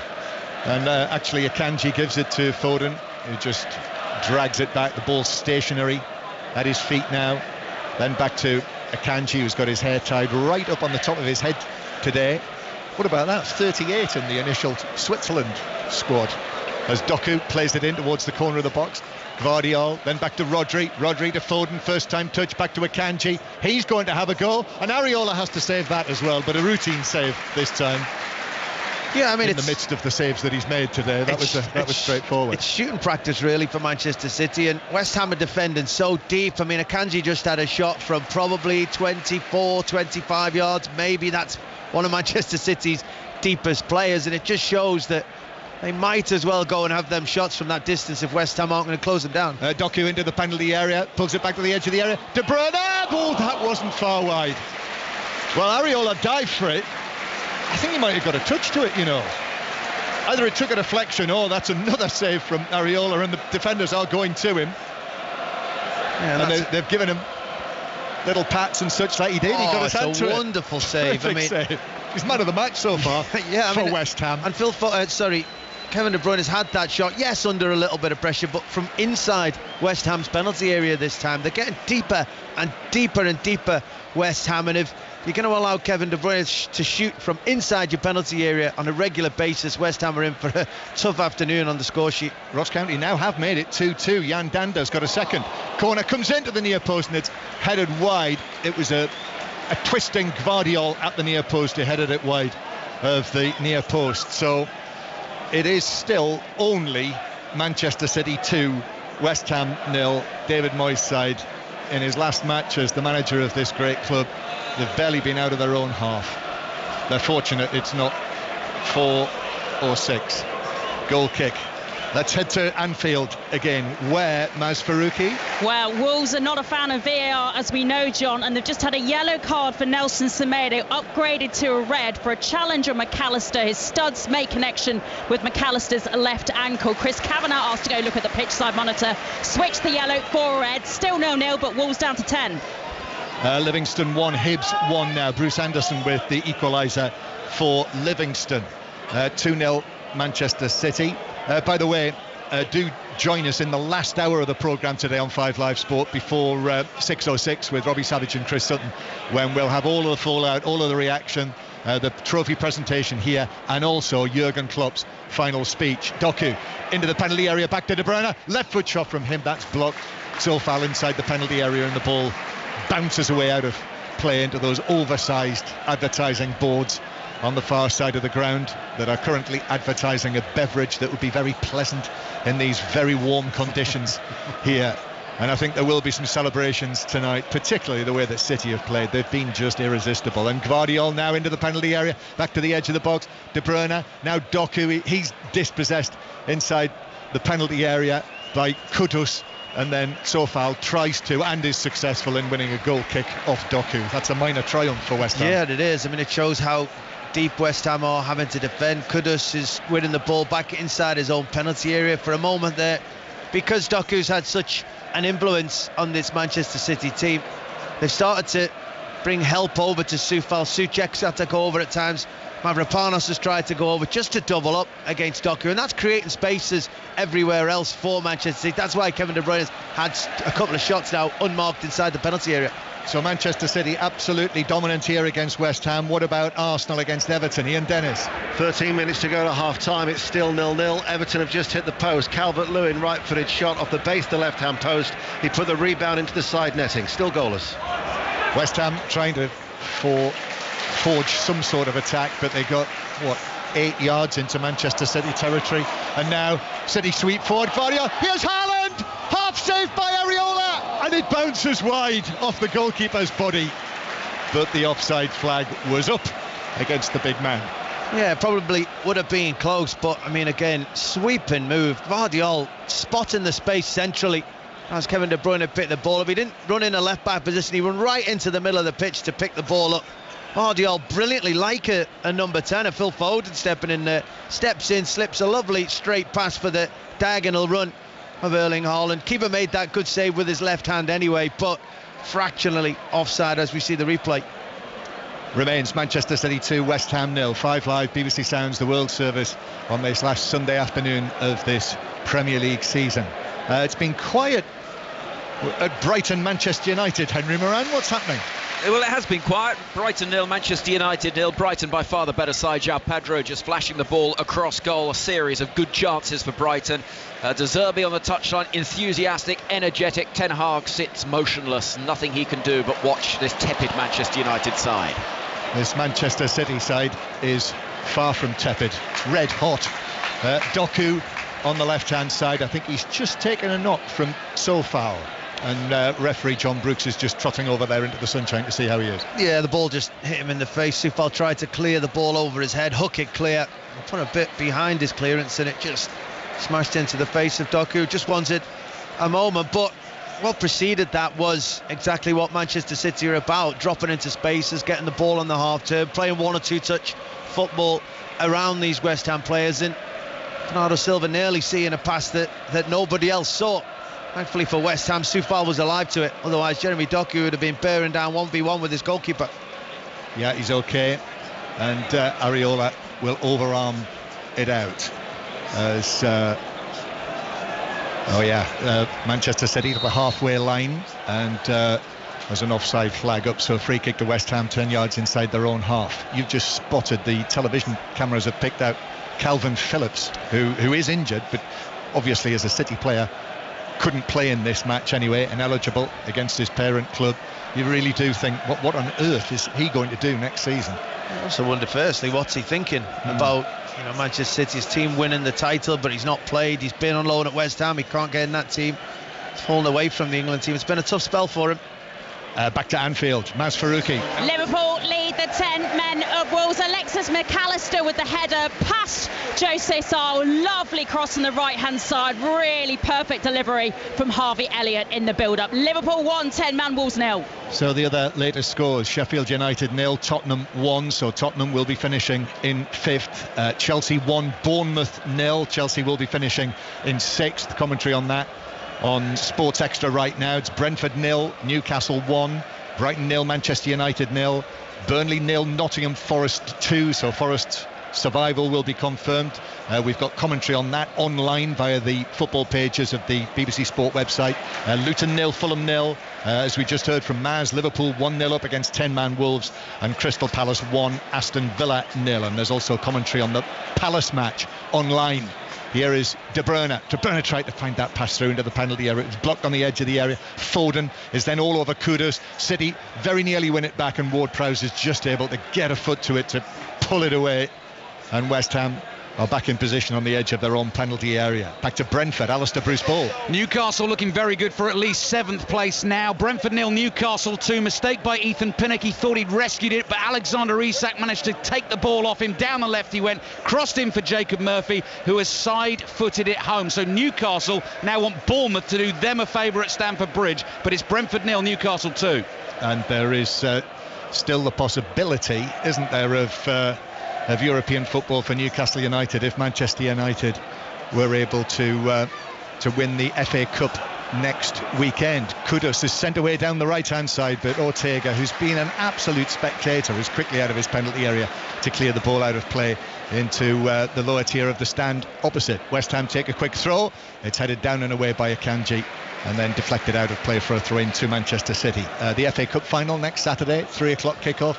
You'll hear that on 5 Live. Champions League final will be on 5 Live the Saturday after, and of course blanket comprehensive coverage of the Euros from Germany right across the BBC, but all of the matches on 5 Live, Sports Extra, and indeed online. Here's Foden, halfway inside his own half, but we're going back to Brentford again, and Alistair Bruce-Ball. Yeah, Brentford falling apart, making mistakes inside their own half. This one allowed the ball to be fed through for Alexander Isak. Wonderful finish from the angle into the bottom corner. Brentford 0, Newcastle 3. Thomas Frank is going to be part of our coverage at the Euros.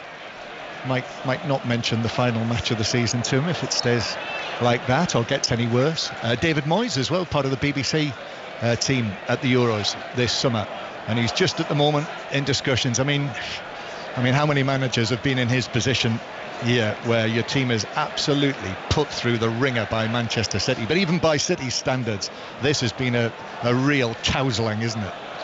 Such a difficult position. I mean, he's had a wonderful time at West Ham, but the decision to part company a few weeks back, the players know that he's not going to be their manager next season. They're coming up against a blistering flicks, tricks, City, Foden, De Bruyne, now Bernardo Silva on the right-hand side, back to Foden inside the box, square from him, Rodri's having a goal, but Areola's able to dive to his right, and he catches it this time, so 2-0 remains the Manchester City lead.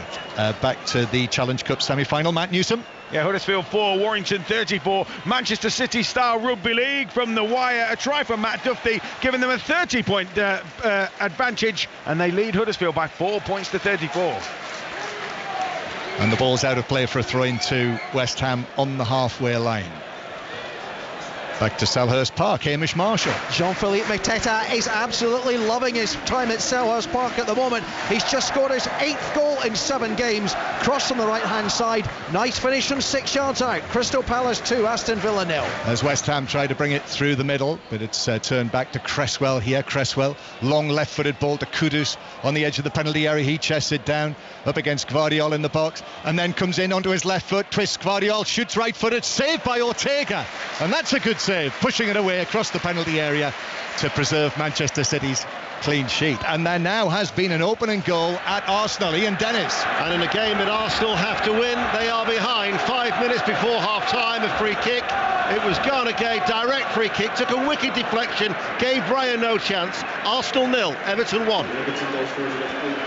So they had to win, Arsenal, but your old club Everton are spoiling things for Arsenal. Long pass forward from the back from Zuma. With this scoreline, though, whatever Arsenal did, it wouldn't be enough. However, they want to certainly put themselves in a position whereby, should the highly unlikely happen, then they would be in a position to benefit. So Arsenal need to respond. Yeah, of course. I mean, every team wants to win every game, the last game of the season, especially where they are in that moment. Arsenal, Everton obviously doing a good job, but you know, West Ham in that flash there have shown that they are capable of scoring a goal. What they have to do is try and isolate Kudus with Gvardiol in that moment. Long ball over the top, he brings it down, he's 1v1 in the penalty area. Gvardiol gets twisted and turned, and Kudus managed to get a shot away, which Ortega had to make a good save from. So they are capable, West Ham, of scoring a goal if they can get Kudus the ball. Yep, they could do with Jared Bowen, though, who's not involved, if you missed it earlier, out of the match today with tonsillitis. And he's another one as well who'll be hoping for good news for the England squad on Tuesday. Back to Liverpool, Maz Faruqi. Liverpool have a second. Jarrell Kwanzaa bundling the ball, making sure it found the back of the net. Mo Salah actually with a shot from the 6-yard area as the corner was swept in from the right-hand side. But Jarrell Kwanzaa gets the final touch as Wolves can't defend their area. Liverpool 2, 10-man Wolves 0. Manchester City again bringing it forward with Gvardiol. And now Rodri behind him, pass out to the right-hand side with a flourish. Bernardo Silva, Kevin De Bruyne. You'd never have known that there was an injury worry over Kevin De Bruyne coming into this match. He's been absolutely everywhere. Vintage Kevin De Bruyne turns 33 this summer. As City have the ball with Gvardiol, out to Doku on the left-hand side. Doku into the penalty area, but he's lifted that one over everyone inside the penalty area. And Bernardo Silva keeps it in on the right-hand side, and then he sets off up against Emerson. Bernardo Silva to Foden. Foden square from him. Gvardiol tries to tee up De Bruyne, 23 yards out. De Bruyne back onto his right foot, and then back to Akanji again. And West Ham with everyone apart from Mikel Antonio behind the ball. A flick from Foden. Gvardiol back through into the area, but beyond Foden and through to Areola. That's what they're brilliant at, Manchester City. The patience of their attack and the change in the tempo. They were playing about, they thought they could get in, they got into this number 10 pocket. West Ham quickly narrowed off, and then they're happy just to come out and keep the ball and play it slow and just wait for that next opportunity to come, where they then speed it up with a couple of quick passes. Back heel flick from Phil Foden, and nearly received the pass back from Gvardiol. And West Ham concentration levels are having to be so high. The moment they just lose concentration for a moment, Manchester City find themselves in brilliant positions to try and score another. Leon, this has been the ultimate test today, hasn't it? There is no more difficult test than coming here to face a Manchester City team in this sort of mood. No, and you're obviously missing a big part of your weaponry in Jared Bowen to get you up the pitch, but you know, they can work across and get backwards and forwards, but unless they actually find a way of scoring. As Walker has to put the ball out of play at the back post as the cross came over from the right.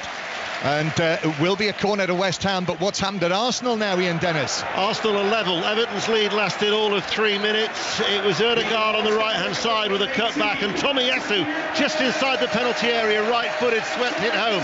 Arsenal 1, Everton 1.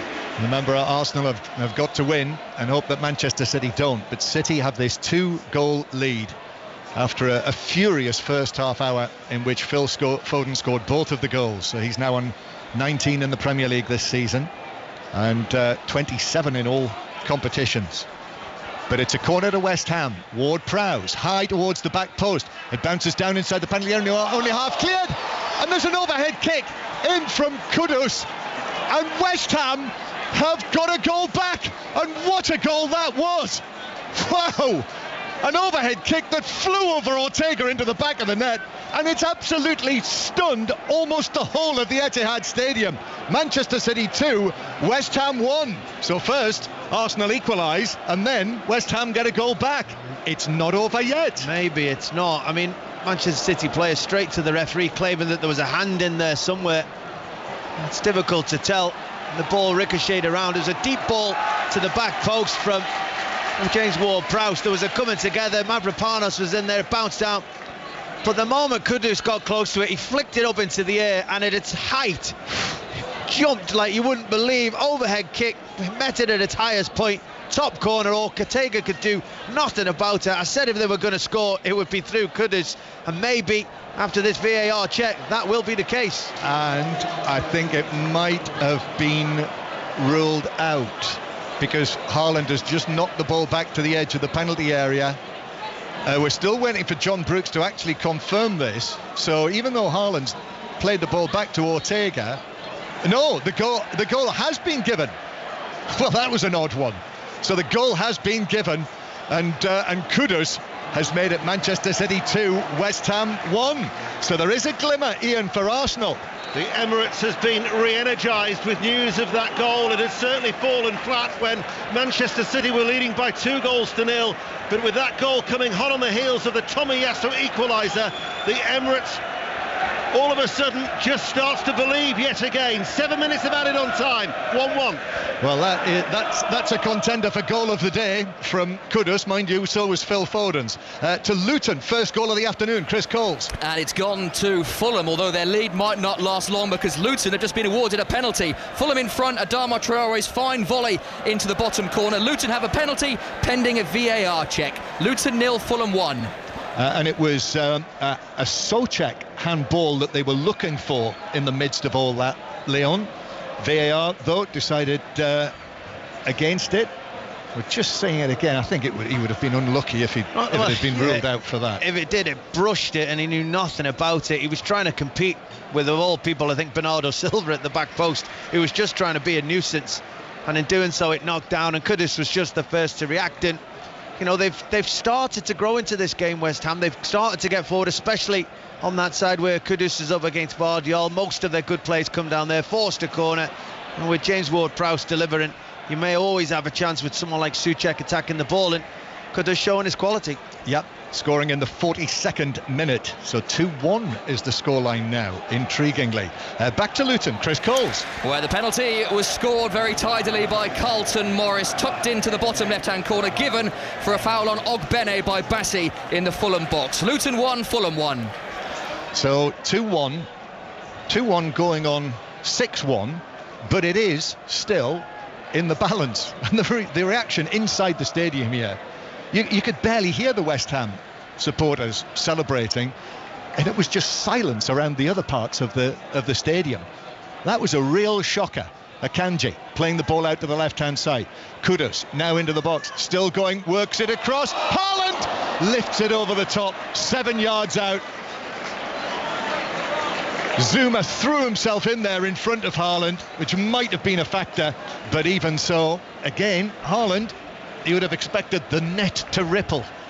Yeah, I mean, he's so good stepping into that area, but West Ham have got a real problem with how to deal with Jeremy Doku up against Soufal on that right-hand side, because every time Doku picks the ball up, he's twisting and turning, either coming in for a shot or going on the outside to deliver that kind of ball across the 6-yard box. And Haaland actually got across the defender there and just scooped it over the top of the crossbar. It wasn't the easiest of chances, but he certainly would have expected to score. Sudden goal fest at Kenilworth Road, Chris Coles. Out of nowhere, this game has burst into life. A second for Fulham, they're back in front. Raul Jimenez, really good finish this, arriving late, tucked into the bottom corner. 3 goals in 3 minutes. Luton 1, Fulham 2. So Luton 1, Fulham 2. Luton's relegation being confirmed today. Nottingham Forest are winning 2-0 at Burnley, and in the matches affecting the European places, Sheffield United 0, Tottenham 1, so that will be Tottenham clinching 5th. Chelsea 1, Bournemouth 0. That's on Sports Extra. Chelsea will finish in 6th. Newcastle winning well at Brentford, and still Brighton 0, Manchester United 0. So there is that possibility of Manchester United missing out on European football. They've got to win the FA Cup, it would seem, with these scorelines to qualify for Europe.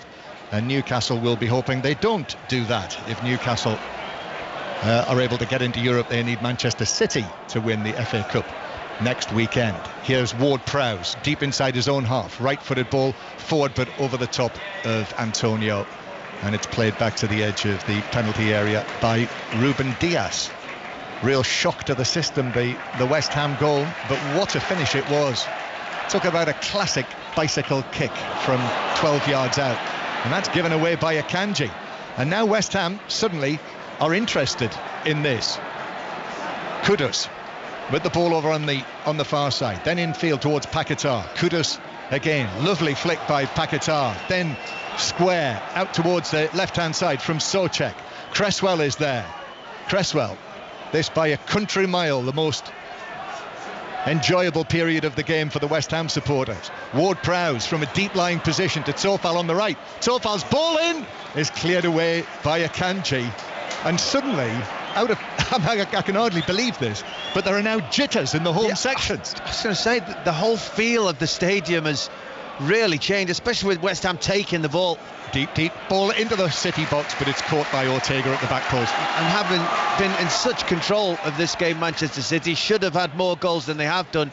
That West Ham goal has just brought that little bit of nervousness to the stadium, knowing with one goal in it, with West Ham showing already they can score. Rodri over the top for Foden to chase, but out comes Areola, and he's able to gather that ball. And now all of those Areola saves look absolutely vitally important, not just for West Ham in this match, but for Arsenal in the title race, where it is 1-1 at the Emirates. Arsenal 1, Everton 1. Arsenal have to win that game and hope that Manchester City don't. And there is the half-time whistle after 4 minutes of added time. Quite the half, Leon Osman. Wow, I mean, what a start to a game that if you win the Premier League title. They couldn't have asked for a better start. They couldn't have asked for a more influential first half performance from Phil Foden. That first 25 minutes in particular was outstanding. He was at the heart of everything. Jeremy Doku certainly complimented him in a wonderful way down that left-hand side. And City will look back at that period and think the game should have been done. They should have been 4, maybe even 5 goals ahead at that point. But as we always say, if you don't take your chances, the opposition have opportunities themselves. And in Kudus, they have an outstanding player, West Ham, who does know where the goal is. His goal was outstanding, out of nothing really, but it's just brought a bit of nervousness into this stadium that City know with one goal in this, anything could happen, and they'll want to see their team start in the second half in much the same way and put this game out of reach for West Ham. Yeah, brilliant bicycle kick from Kudus to make it 2-1 after Foden's 2 early goals, and with Barry Manilow playing at the new arena close by. Oh no! For 35 minutes it looked like it was going to be Copacabana, and suddenly they ended up in the Bermuda Triangle. Oh dear. Ian Dennis. I'm saying nothing. Half time here at the Emirates. It's Arsenal 1, Everton 1, and it was Everton taking the lead after they'd earlier hit the post through Calvert-Lewin. It was a Ghana Gay direct free kick, right-footed, struck the top of the head of Rice and gave Ryan no chance. However, the lead lasted all of 3 minutes as Arsenal equalised through Tomiyasu sweeping it home from Ødegaard's cutback. It was a feverish atmosphere at the start, and then when news of those 2 City goals filtered through, there was a realisation that it maybe wasn't going to be Arsenal's day. However, with the Tomiyasu equaliser, and then obviously West Ham getting a goal back, the Emirates was re-energised, and almost to the extent that there was some misinformation, and there was a large number of Arsenal supporters who started celebrating wildly because they'd heard that it was 2-2. Luckily, Mark Warburton, we were hearing to the dulcet tones of John, and we knew the truth. No, absolutely. And I'm sure this crowd here will keep their players well informed in the second half of what's going on away from them. Their focus has to be winning this game of football, because right now Everton are resolute, they're hard to break down, they pose a threat on the counter, Calvert-Lewin physicality, McNeil's running with the ball, and they're dangerous, so there's no doubt this is a tough job for them. Focus on what they have to do here, and then, as I say, events away from them will come into play. Do you think that, though, the way that Arsenal had started and then the scoreline from the Etihad had filtered through, do you think that had an effect on the Arsenal team? Yeah, obviously this type of situation, this scenario with the crowd here and how much passion and emotions involved in, there's no doubt about that. But I think they have to recognise that Everton are a good team. They've had a good run in the last 4 or 5 games. They pose a threat, as I said, on the counter, and they're good at set pieces as well with the physicality. So get the job done here. The crowd will keep them informed, and they can't control away from them. Half-time then at the Emirates. It's Arsenal 1, Everton 1. They're into stoppage time in the Scottish Premiership. Final games of the season in the bottom half. Motherwell have just pulled one back at home to St Johnstone. Motherwell 1, St Johnstone 2. It's Ross County 2, 10-man Aberdeen 2. At the moment, St Johnstone are staying up on goal difference. So if Ross County get a goal at home to 10-man Aberdeen, they would be staying up, and St Johnstone will be going into the relegation playoff.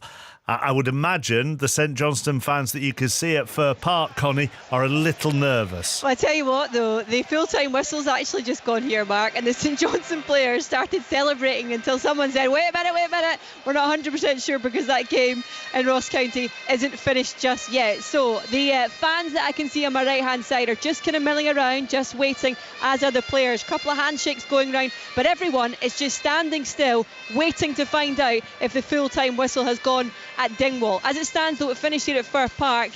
Motherwell 1, they got a goal back just a couple of seconds ago. Moses Abiy, St Johnstone 2. I'll keep you posted. Yeah, they're still playing at Dingwall into the 8th minute of second half stoppage time. Back to the Premier League. Jurgen Klopp's going to get 3 points in his final home game. Mas Faruqi? Yeah, but Wolves went mighty close to a goal when they still had 11 players on the pitch. Hwang Hee-chan picking up the ball, in fact, after a Liverpool attacking free kick, and Alisson had to put it wide of the left post for a corner after Hwang's run forward and then his shot. But the Nelson Semedo red card for that challenge on Alexis McAllister was obvious statement, a bit of a turning point in this game. And the 2 Liverpool goals have then come from McAllister, here's a header, and then Jarell Quansah just before half-time. Liverpool 2, 10-man Wolves 0. Crystal Palace's good form continues. Hamish Marshall. It certainly does. They're leading Aston Villa by 2-0, and they got more dominant as the half went on. A double from Jean-Philippe Mateta, making it 8 goals in his last 6 games. One a good finish from 12 yards. The second, a striker's finish from a low ball in from the right. Villa had their moments. Dean Henderson twice denied Moussa Diaby, and Ollie Watkins had a header cleared off the line by Mark Gahey. But Palace are on course for a top 10 finish. Villa already confirmed that they were going to finish 4th. Tottenham on course to finish 5th. Charlie Slater. Sheffield United 0, Tottenham 1. Kulusevski with the only goal 14 minutes in. They've also hit the post through Benton Kerr, and Wes Foderingham has kept Sheffield United with a handful of excellent saves. It's been a disjointed first half. It was stopped for a few minutes when a Sheffield United supporter took ill, though he appeared to leave the stadium safely. And as it stands, Tottenham tightening their grip on Europa League football next season, and they lead 1-0 at the break. Chelsea pushing them all the way. Let's go to Stamford Bridge. John Southall. They lead Bournemouth by 1-0. So at the moment they're finishing 6th. That'll be Europa League or Conference League next season, depending on who wins the FA Cup. The goal was an absolute treat.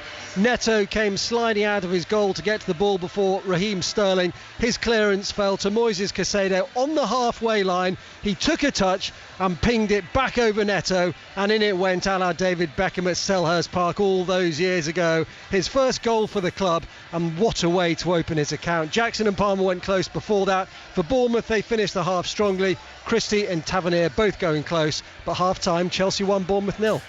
Guess what my favourite bit of that first half was? The goal? No. So Semenyo's wrestling move on Cucurella. Yes.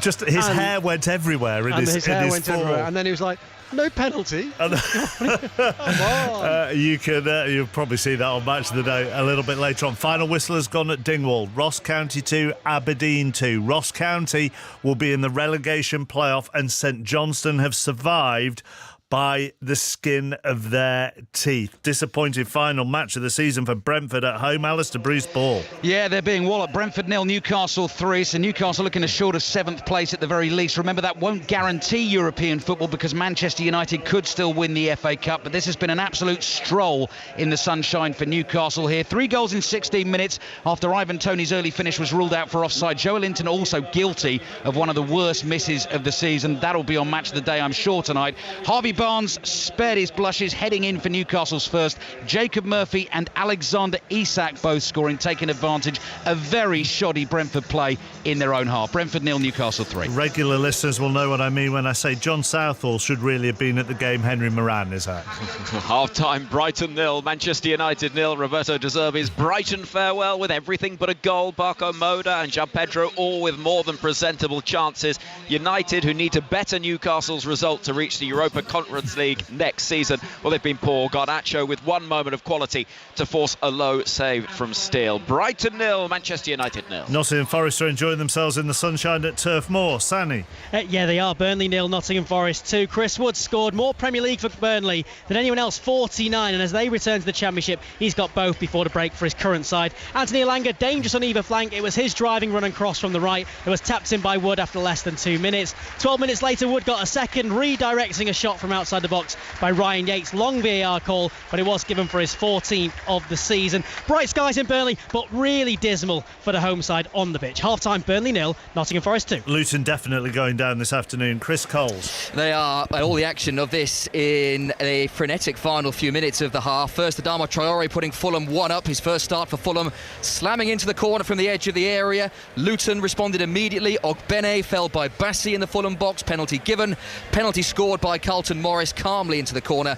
But their parity was brief. Raul Jimenez sweeping home from just inside the box. 3 goals in 5 minutes. Luton's already assumed relegation is being rubber-stamped with this scoreline. Luton 1, Fulham 2. Let's just go back to Connie at Motherwell St Johnstone with confirmation that St Johnstone have survived. Oh, that was tense. I tell you what, I've no skin in the game and I was feeling it. They had to wait to find out what was happening, as I said, at Dingwall. But as the news filtered through here at Firth Park, it was delight, it was cheering. I think probably more than anything, it was relief. These St Johnstone players on the park now, celebrating with the Saints fans who've made the journey here, and probably just thinking to themselves, we've got away with that one, because it's not been a brilliant season for them. Adam Sidibe, probably the player of the match today, got on the score sheet, as did Nicky Clark.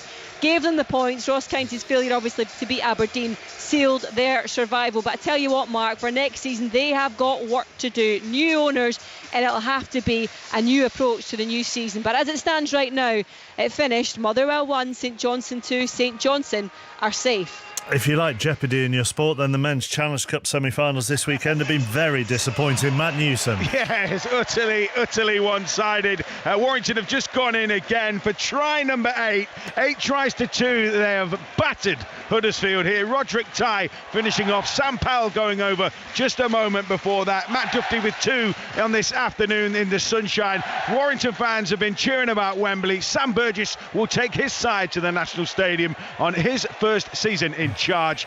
27 seconds left. Huddersfield 10, Warrington 46. Yeah, Warrington Wigan in the Men's Challenge Cup semi-final, and the women's will be between St Helens and Leeds after Leeds beat Wigan earlier on today. One bit of tennis news, and Emma Raducanu has confirmed why she's withdrawn from the French Open. She says it's not because of an injury, but to give herself a chance to keep fit for the rest of the year. The quote is, "It is important for me to keep laying on the foundations. I will use the time to do a healthy block before the grass and subsequent hard court seasons." The French Open gets underway this time next week, and full coverage across 5 Live and Sports Extra. 3 minutes past 5. Let's get the latest BBC News. Here's Joel Mitchell. This is BBC Radio 5 Live. Listen on BBC Sounds. Thank you. Reports from Iran say a helicopter carrying the president has been involved in an accident. State television says rescuers are trying to reach the aircraft, and there are conflicting reports about whether it crashed or made an emergency landing. Our Middle East analyst is Sebastian Usher. This is an area where it's mountainous, it's wooded, and we're hearing from these sources that there's particularly bad weather conditions there, that it's foggy. So a major rescue operation is underway, as you'd expect, but at the moment there's no clarity about what has happened. In other news, senior Conservative and Labour politicians say the victims of the infected blood scandal have waited too long to know the truth about what happened. Thousands of people were given contaminated blood products by the NHS in the 1970s and 80s. An inquiry into the scandal will publish its final report tomorrow. And a 14-year-old boy has died after getting into difficulty in the River Tyne. Police were called to Ovingham Bridge in Northumberland yesterday afternoon. A 13-year-old boy was also rescued from the water. He's in a critical condition in hospital. When I saw him the first time play, I said, we have Pelé here.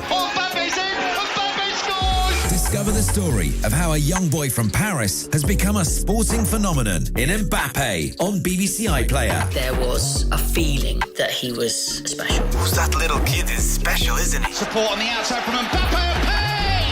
And sporting giants, Kylian Mbappe on BBC Sounds. In my neighborhood, to make yourself a name or respected is difficult. Mbappe.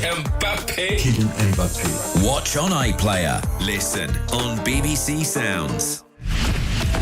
This is 5 Live Sport with Mark Chapman. On 5 Live. Listen on BBC Sounds. Manchester City 2, West Ham 1, Arsenal 1, Everton 1. Second halves on the way on the final day of the Premier League season. From 8 o'clock tonight on Sports Extra, and then from 9 o'clock here on 5 Live, the final round of the US PGA. Xander Schauffele and Colin Morikawa are one shot clear of the field. It is tight behind them.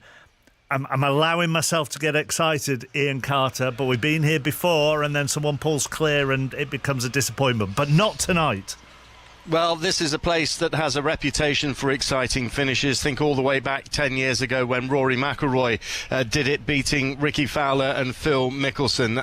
It's a glorious day today, Mark. There are 15 players within 5 shots of the lead. The leaders will be teeing off at 7:35 your time. Xander Schauffele and Colin Morikawa at 15 under par. Sahith Theegala a shot behind. Shane Lowry and Bryson DeChambeau and Victor Hovland all at 13 under 2 behind, and the leading Britons Justin Rose and Bob McIntyre, they're both at 12 under par. It really could be a cracker tonight.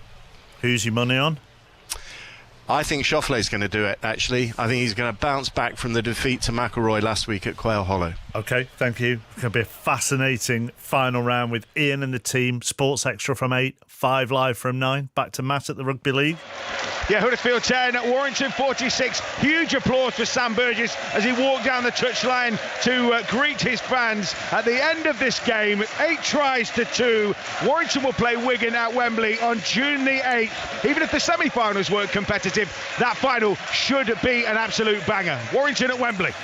England have completed a 3-0 T20 series win over Pakistan. They won by 34 runs at Headingley this afternoon. Some games already back underway in the Premier League. They're not at the Emirates, where it's 1-1 between Arsenal and Everton, and they're not at the Etihad, where the teams are coming out for the second half of Manchester City West Ham, with City 2-1 to the good.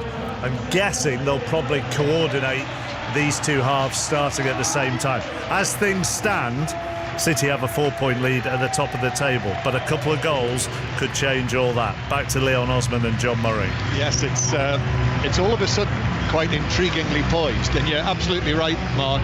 We've been told that it is going to be an 8 minutes past 5 kick-off time for both this match and the Arsenal-Everton game. Leon Osman sitting alongside me, former Everton and England midfielder.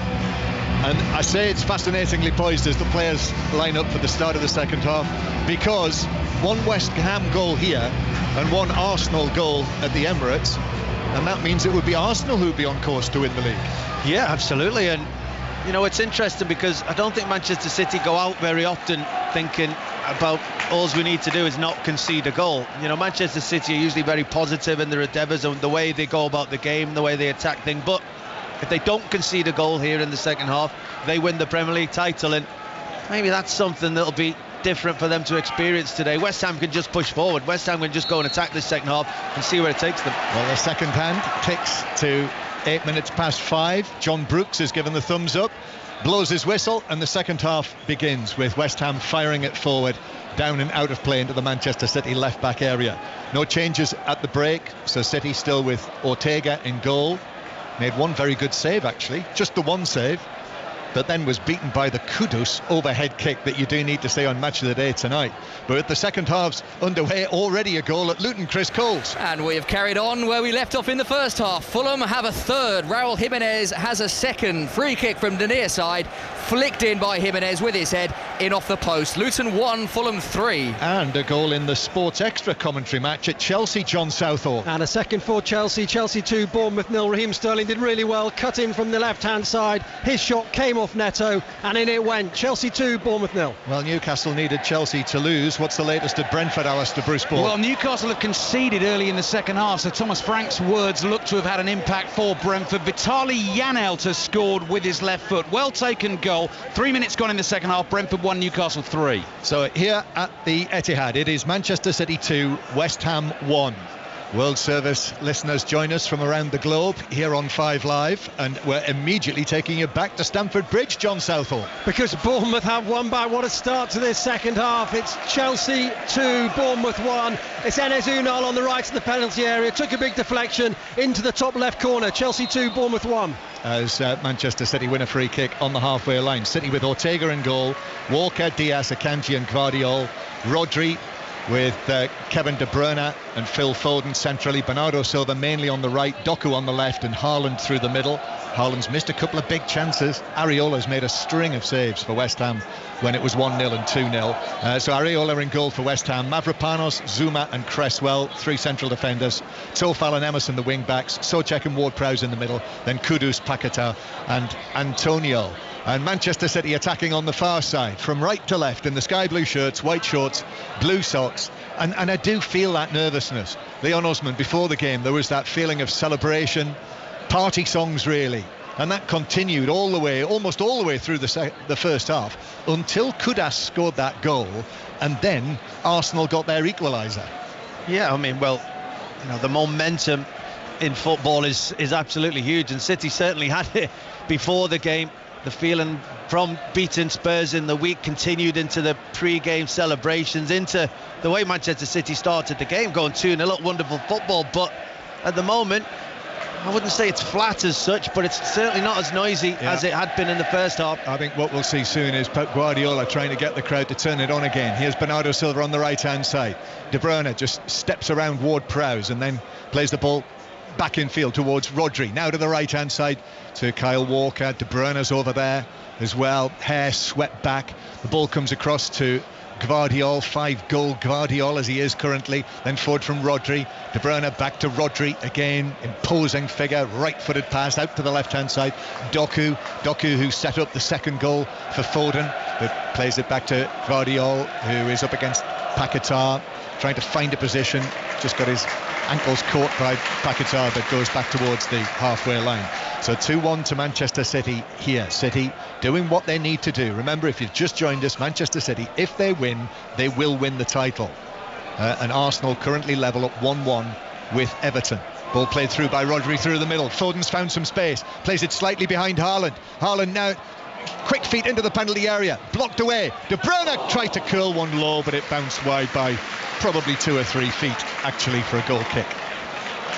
Well, West Ham look a lot better defensively with their setup in this second half. The spaces are smaller. City aren't finding it as easy to thread through passes into the spaces they want to, but just in that moment, that's when Phil Foden is at his best. He just took one on the back foot again, let it run across his body. He was able to turn and play it into Haaland, and suddenly West Ham's 4 midfielders and 2 strikers are completely out of the game. They're attacking the defensive structure, and City need to get the ball into Foden as much as possible.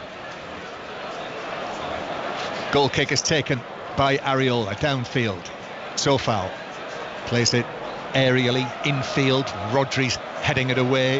Now Gvardiol with Kudus. It loses out to Doku on the halfway line, and now Doku sets off on a run, but Mavropanos almost lies down in front of him, Leon, and blocks the progress of Doku. Well, he slipped over and Doku cuts inside him. Doku hadn't realised that he'd slipped over, and Doku ran into his head, and he headed the ball off Doku's foot, and Mavropanos didn't know an awful lot about it. Foden, 25 yards out, goes for the curler, but wide. Phil Foden puts his hands to his face. The opening goal, if you weren't listening in the first half, on his left foot, edge of the area. That was after 79 seconds. That ripped into the net, and then he scored a second in the 18th. And everything was so up about the Etihad Stadium. And then a series of chances as well, saves by Areola. But the overhead kick from Kudus to make it 2-1 just before half-time has changed the atmosphere. And even though you can probably hear in the background some of the City fans trying to get it going, it's nothing like it was in the first half when City were so good. Rodri though through to De Bruyne, 30 yards out, ball through for Foden, won't get there. Areola's able to slide out and get there quite comfortably. Kind of played it in between the runs of Haaland and Foden. So here's Kudus now breaks away from the halfway line, sky blue shirts around him, gives it out to Antonio on the right hand side. Eventually the support comes, but Guardiola's going to cut that out, which he does, and then he manages to shrug off the challenge from Antonio, and Manchester City have it back on the edge of their own penalty area. So still as it was at half-time here in Manchester, 2-1 to the champions. What about the Emirates with Huey and Dennis? And it remains Arsenal 1, Everton 1. Havertz with a chance in the second half, across from the right, headed wide, still 1-1. Manchester City cross the halfway line. Bernardo Silva now, and that bright, warm sunshine in front of 53,544 people inside the Etihad Stadium. City still with it on the right hand side. Bernardo Silva weaves his way in field, then De Bruyne back to Walker on the right hand side. De Bruyne has a little look but plays it back behind him towards Rodri. Square from Gvardiol still 25 yards plus from goal, then square again, but it's a little static this from Manchester City. De Bruyne back to Rodri then right footed right across the pitch to the left hand side. Doku is able to get it down. He's got Sofal and Kudus in front of him, takes on Sofal, who gets a foot in to put it out of play next to the corner flag. Back to Selhurst Park, Hamish Marshall. Points are surely secured for Crystal Palace here. They lead Villa by 3-0. Abrici Eze with the third goal. He saw a gap 18 yards out, a low drive, it beat the keeper, all ends up. Crystal Palace 3, Aston Villa 0. And back to Kenilworth Road, Chris Coles. This is great fun. Luton 2, Fulham 3. Alfie Doughty, free kick on the left into that corridor of uncertainty. Didn't get a touch, ended up in the corner. Luton 2, Fulham 3. There's always at least one match on the final Sunday of the Premier League that is high scoring. That could turn out to be it. Corner though to Manchester City. Foden to the edge of the 6-yard box. That's headed up and away for West Ham by Ward-Prowse, and then it's thumped away downfield. Headed back by Bernardo Silva, headed on by Akanji. Here's Haaland, middle of the half, tried to find the pass through. I think it struck the arm of Sofal, so does referee Brooks. It's a free kick to Manchester City, just to the left of the centre of the West Ham half, Leon Osman. Yeah, but again, West Ham are making those spaces a lot smaller than they did in the first half. In the first half, the crowd was electric. Manchester City played on the edge of the West Ham penalty area, and whatever pass Manchester City were looking for, it seemed to be available, it seemed to be there. People were getting turned shots away. In this second half, it's become a much more typical Manchester City display that they're having to show real patience. The opposition have really dug in and making it difficult. But at the moment, they are in control of this second half, Manchester City, albeit not finding those same opportunities at ease like they did in the first half. No, not threatening in the way that they did for most of that first 45 minutes. Almost 3/4 of the pitch in shade as Foden plays this free kick in, but that is headed away by Souček. Comes back out to Manchester City. Bernardo Silva, square from him. Foden has a look up, left-footed ball out to the right-hand side. It's taken down at sort of thigh height by Doku, and then with a lovely shimmy, a twist of the hips from Doku. His pass back to Rodri, Kevin De Bruyne, and then De Bruyne back towards Kyle Walker near the halfway line. Just a buzz around the pitch at the minute. The atmosphere inside the Etihad more like a cricket match than it is a team that is knocking on the door of regaining the title, as Rodri plays a ball over the top, but that is overhit and bounces through for a goal kick, and that feeling of unease around the stadium just begins to grow a little more. Back to Brighton, Manchester United. Henry Moran. Brighton 0, Manchester United 0. A special moment ago for Adam Lallana, leaving Brighton this week. He's just been substituted. Standing ovation and a bit of emotion from Lallana as well. Brighton 0, Manchester United 0. So Tottenham still winning 1-0 at Sheffield United, so they'll be finishing in 5th, and Chelsea leading 2-1 will be finishing in 6th. Newcastle are going to have to wait to see if their win 3-1 up with Brentford is enough for a European place with the scores as they are. City win it back. De Bruyne, edge of the D, on his left foot. The shot was blocked as Paquetá just came across in front of him, blocked it out to the left-hand side. Doku, though, gets the ball and starts running at Sofal. Sofal got something on that, and then Doku swung a foot at it, made contact with the ball, and I think with Paquetá as well, who goes down holding his face. I'm not sure whether that was absolutely necessary to hold his face like that, or his neck as it is, but it's out of play for a throw-in to West Ham in their own right back position. And still it is quite finely poised between these two teams that have gone neck and neck over the course of the last few weeks. In fact, Arsenal going behind today, that's the first time either Arsenal or Manchester City have been behind in any Premier League match since Arsenal lost to Aston Villa on the 14th of April. But it's all square there now, and as I say, finely poised. A couple of goals for West Ham and for Arsenal would change everything. Here's Doku on the left-hand side into the penalty area. Doku pulls it back towards the penalty spot. Ward-Prowse controls and passes it away for West Ham. Going to go to Anfield in a moment, but West Ham are on the attack with the danger man Kudus, who plays it back for the long pass from Paquetá through the middle. This is for Emerson to chase, but Kyle Walker is able to get there comfortably first ahead of him and play it back to goalkeeper Ortega. Back to Bramall Lane now, and Charlie Slater. Where Tottenham lead by 2-0. Chance after chance. Eventually it fell to Pedro Porro, who thumped it into the back of the net. We've played an hour. Sheffield United 0, Tottenham 2, and they're heading for the Europa League. We'll go to Anfield in a moment, but Manchester City with Rodri, middle of the half, turns to his right, gives it to Bernardo Silva. De Bruyne's there on the right side of the box, slips it across, but it was just cut out by Souček. Otherwise, that would have been right into the path of Foden. And what West Ham have started to do better in this second half is James Ward-Prowse and Thomas Souček are protecting that space in front of the defenders much better in the second half. When the wingers get into the wide areas, your De Bruyne's, your Doku, when they're pulling it back, suddenly West Ham have got bodies, and the City had 3 shots from there in the first half. It's much more difficult, better from West Ham. Manchester City throw on the right-hand side. We'll go to Anfield in a moment, but Rodri 25 yards from the West Ham goal. Now the noise begins to increase in volume. Walker just outside of the penalty area, back to his left to Rodri. Gvardiol with that thick black beard of his goes full circle, then gives it to Rodri. Manchester City moving West Ham from side to side. Walker now to Bernardo Silva. Bernardo Silva back to Rodri. Little ball into the edge of the area. Foden then back to Gvardiol. They're really working West Ham here, Manchester City, with those little passes in the almost in the final third of the field, but they're forced to go back towards the halfway line as Walker picks out Bernardo Silva again. De Bruyne's made the run down to the byline in the West Ham left back area, comes back up the line towards Bernardo Silva. Now the captain, Walker, infield to Rodri. Rodri, though, finds claret and blue in front of him. Back to Walker again. Walker out to the right-hand side. Kevin De Bruyne is there in that bright sunshine. De Bruyne's little pass infield. Bernardo Silva, then Rodri with a shot, and Areola can't keep it out. Diving down to his left, it's Rodri who's got it. How often is he the man that steps up when Manchester City really need it? His shot finds a way through into the West Ham net, and Manchester City restore their 2-goal lead, 3-1. Well, that was typical Manchester City that we've become so accustomed to seeing. West Ham feel like they're doing a good job. They're limiting Manchester City. But City don't mind. They just show patience. They just keep the ball. They move it backwards and forwards. They just show real quality in waiting for that small opportunity, that one lapse in concentration from the team they're up against.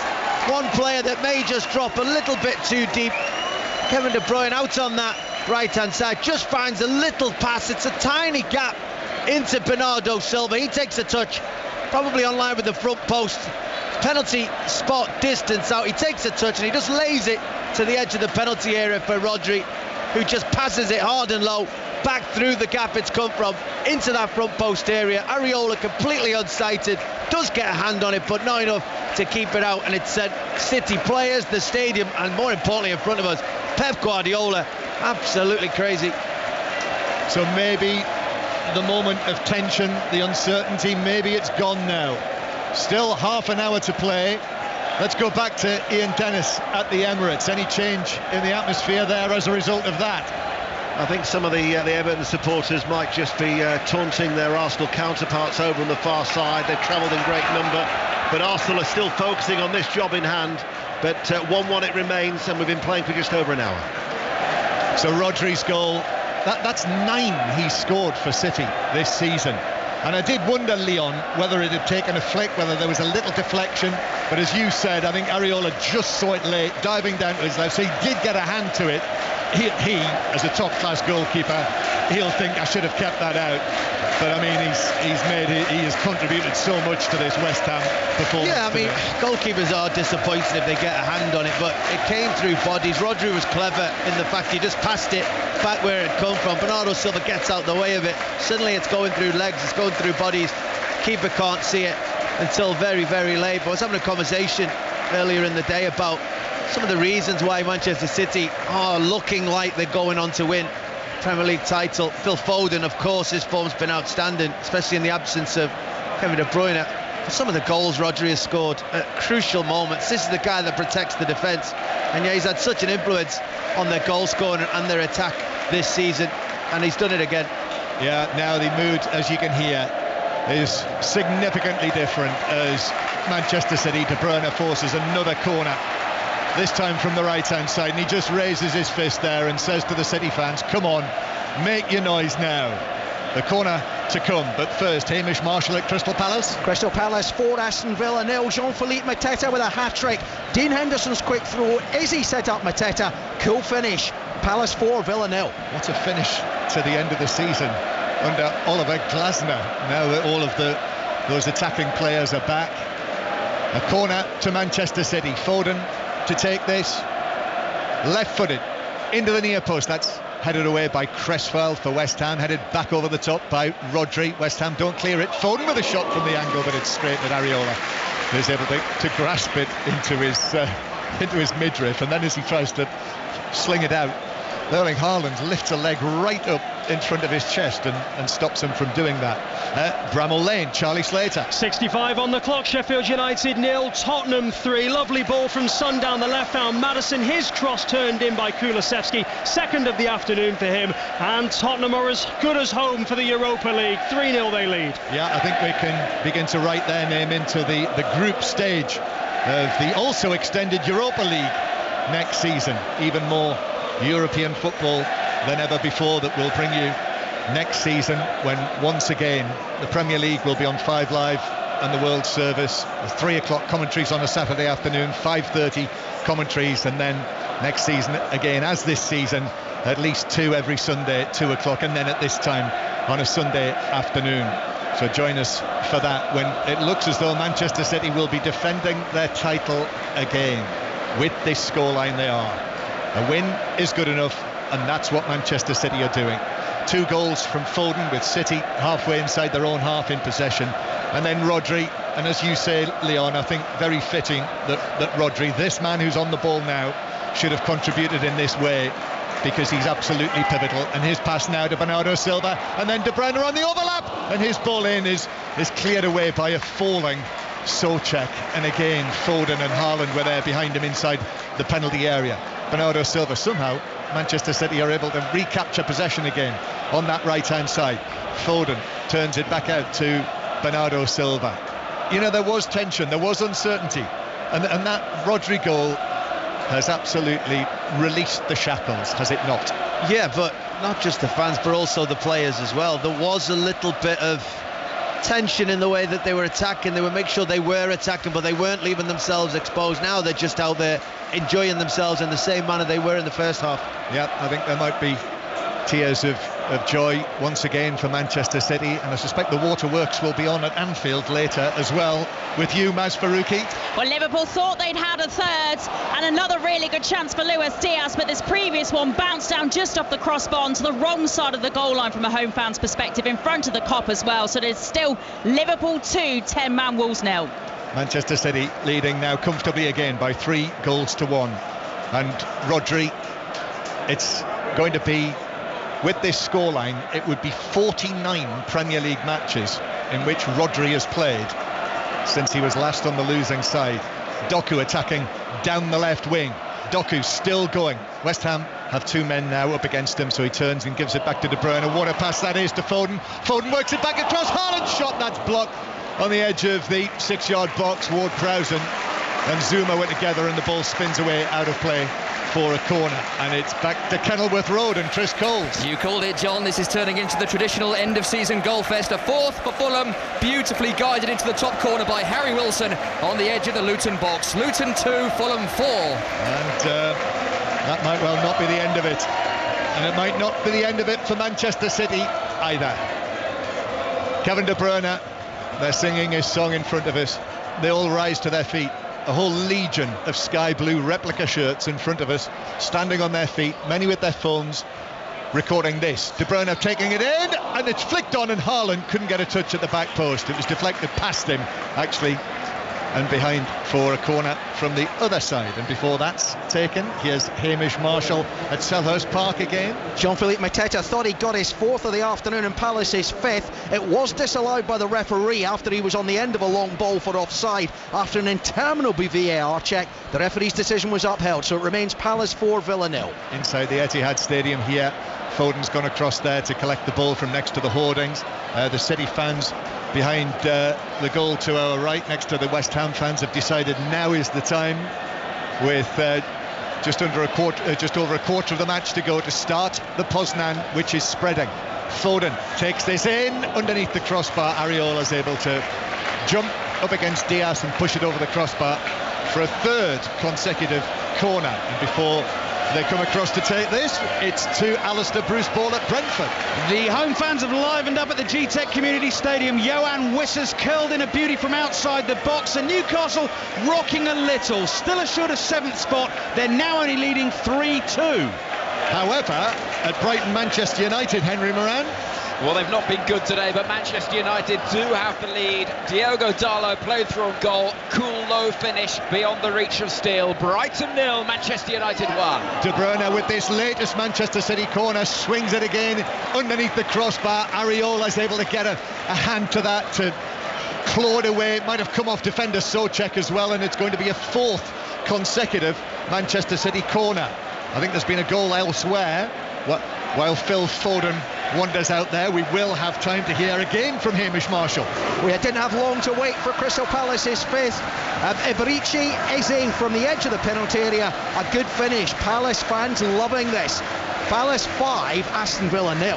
Going to go back to the Nottingham Forest match as well in a moment, but I'm beginning to lose count. I think this is a 4th consecutive Manchester City corner. Foden into the near post, that's headed away by Zuma, nodded back in by De Bruyne, headed on by Diaz. Haaland chests it down, Akanji's in, flick from him, Haaland shot, that's blocked, then a shot from the far side of the penalty area. Foden is saying that was blocked by an outstretched hand. Foden is saying that has to be a penalty.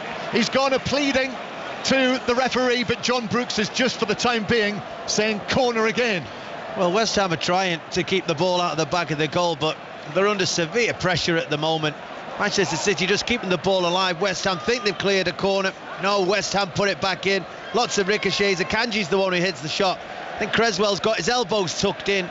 His hand is slightly away from his body, but not a penalty for me. He's tried his best to keep his arms in. He was only a yard, maybe 2 yards away from Akanji as he hit the shot on the turn. So I wouldn't be expecting a penalty kick here, but You never know. VAR are looking, so we won't have the restart just yet.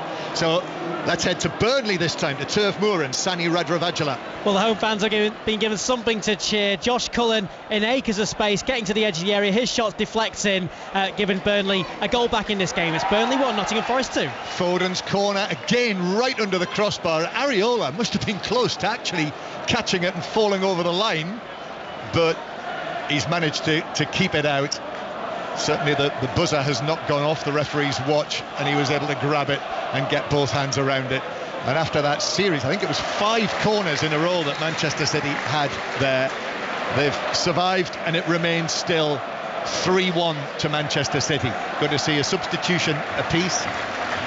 And while they do that, here, let's get another update from Ian Dennis at the Emirates. 20 minutes remaining. Everton still holding Arsenal. 1-1 here at the Emirates. Havertz with a header has hit the post. Mikel Arteta has made a couple of changes, including Jurrien Timber, who's come back after injury. His first appearance after an ACL injury back in August, but 1-1. Yes, could be an important player for Arsenal next season, when it looks as though Arsenal will be trying to go one better than the runners-up spot that they are currently finishing in. David Moyes has made his first change, so Edson Alvarez is on for Aaron Cresswell, and Manchester City have brought on another one of their quietly most important players, Nathan Ake, who's in the Dutch squad, of course, for the Euros. Nathan Ake coming on for Akanji at the back. Still no John Stones, by the way, Leon. John Stones, unused substitute again so far today. Not appeared in 30 matches for Manchester City this season. Yeah, I mean, he was very much a big part of the early season for Manchester City. Unfortunately, picked up an injury when he did, and I think what Pep likes to do, he likes to give his players a real run at it, those that are up to speed, especially when they come down to this part of the season, the run-in, when he wants everybody to be at full speed. So it's been very difficult to get John Stones his game time, which is not a real concern to Pep Guardiola or Manchester City, but I suppose it is to Gareth Southgate as we look forward to a big tournament in the summer. Yes, we do. That squad announced Tuesday afternoon. We'll have the announcement on 5 Live Tuesday afternoon. Don't miss that. City 3-1 up against West Ham with the ball at the back. Lines will be open for 6:06 once we have an hour of reaction. So we'll hear from Jurgen Klopp in that time when he speaks to the Liverpool fans inside Anfield. We will have the trophy presentation. Currently it would be happening here inside the Etihad Stadium.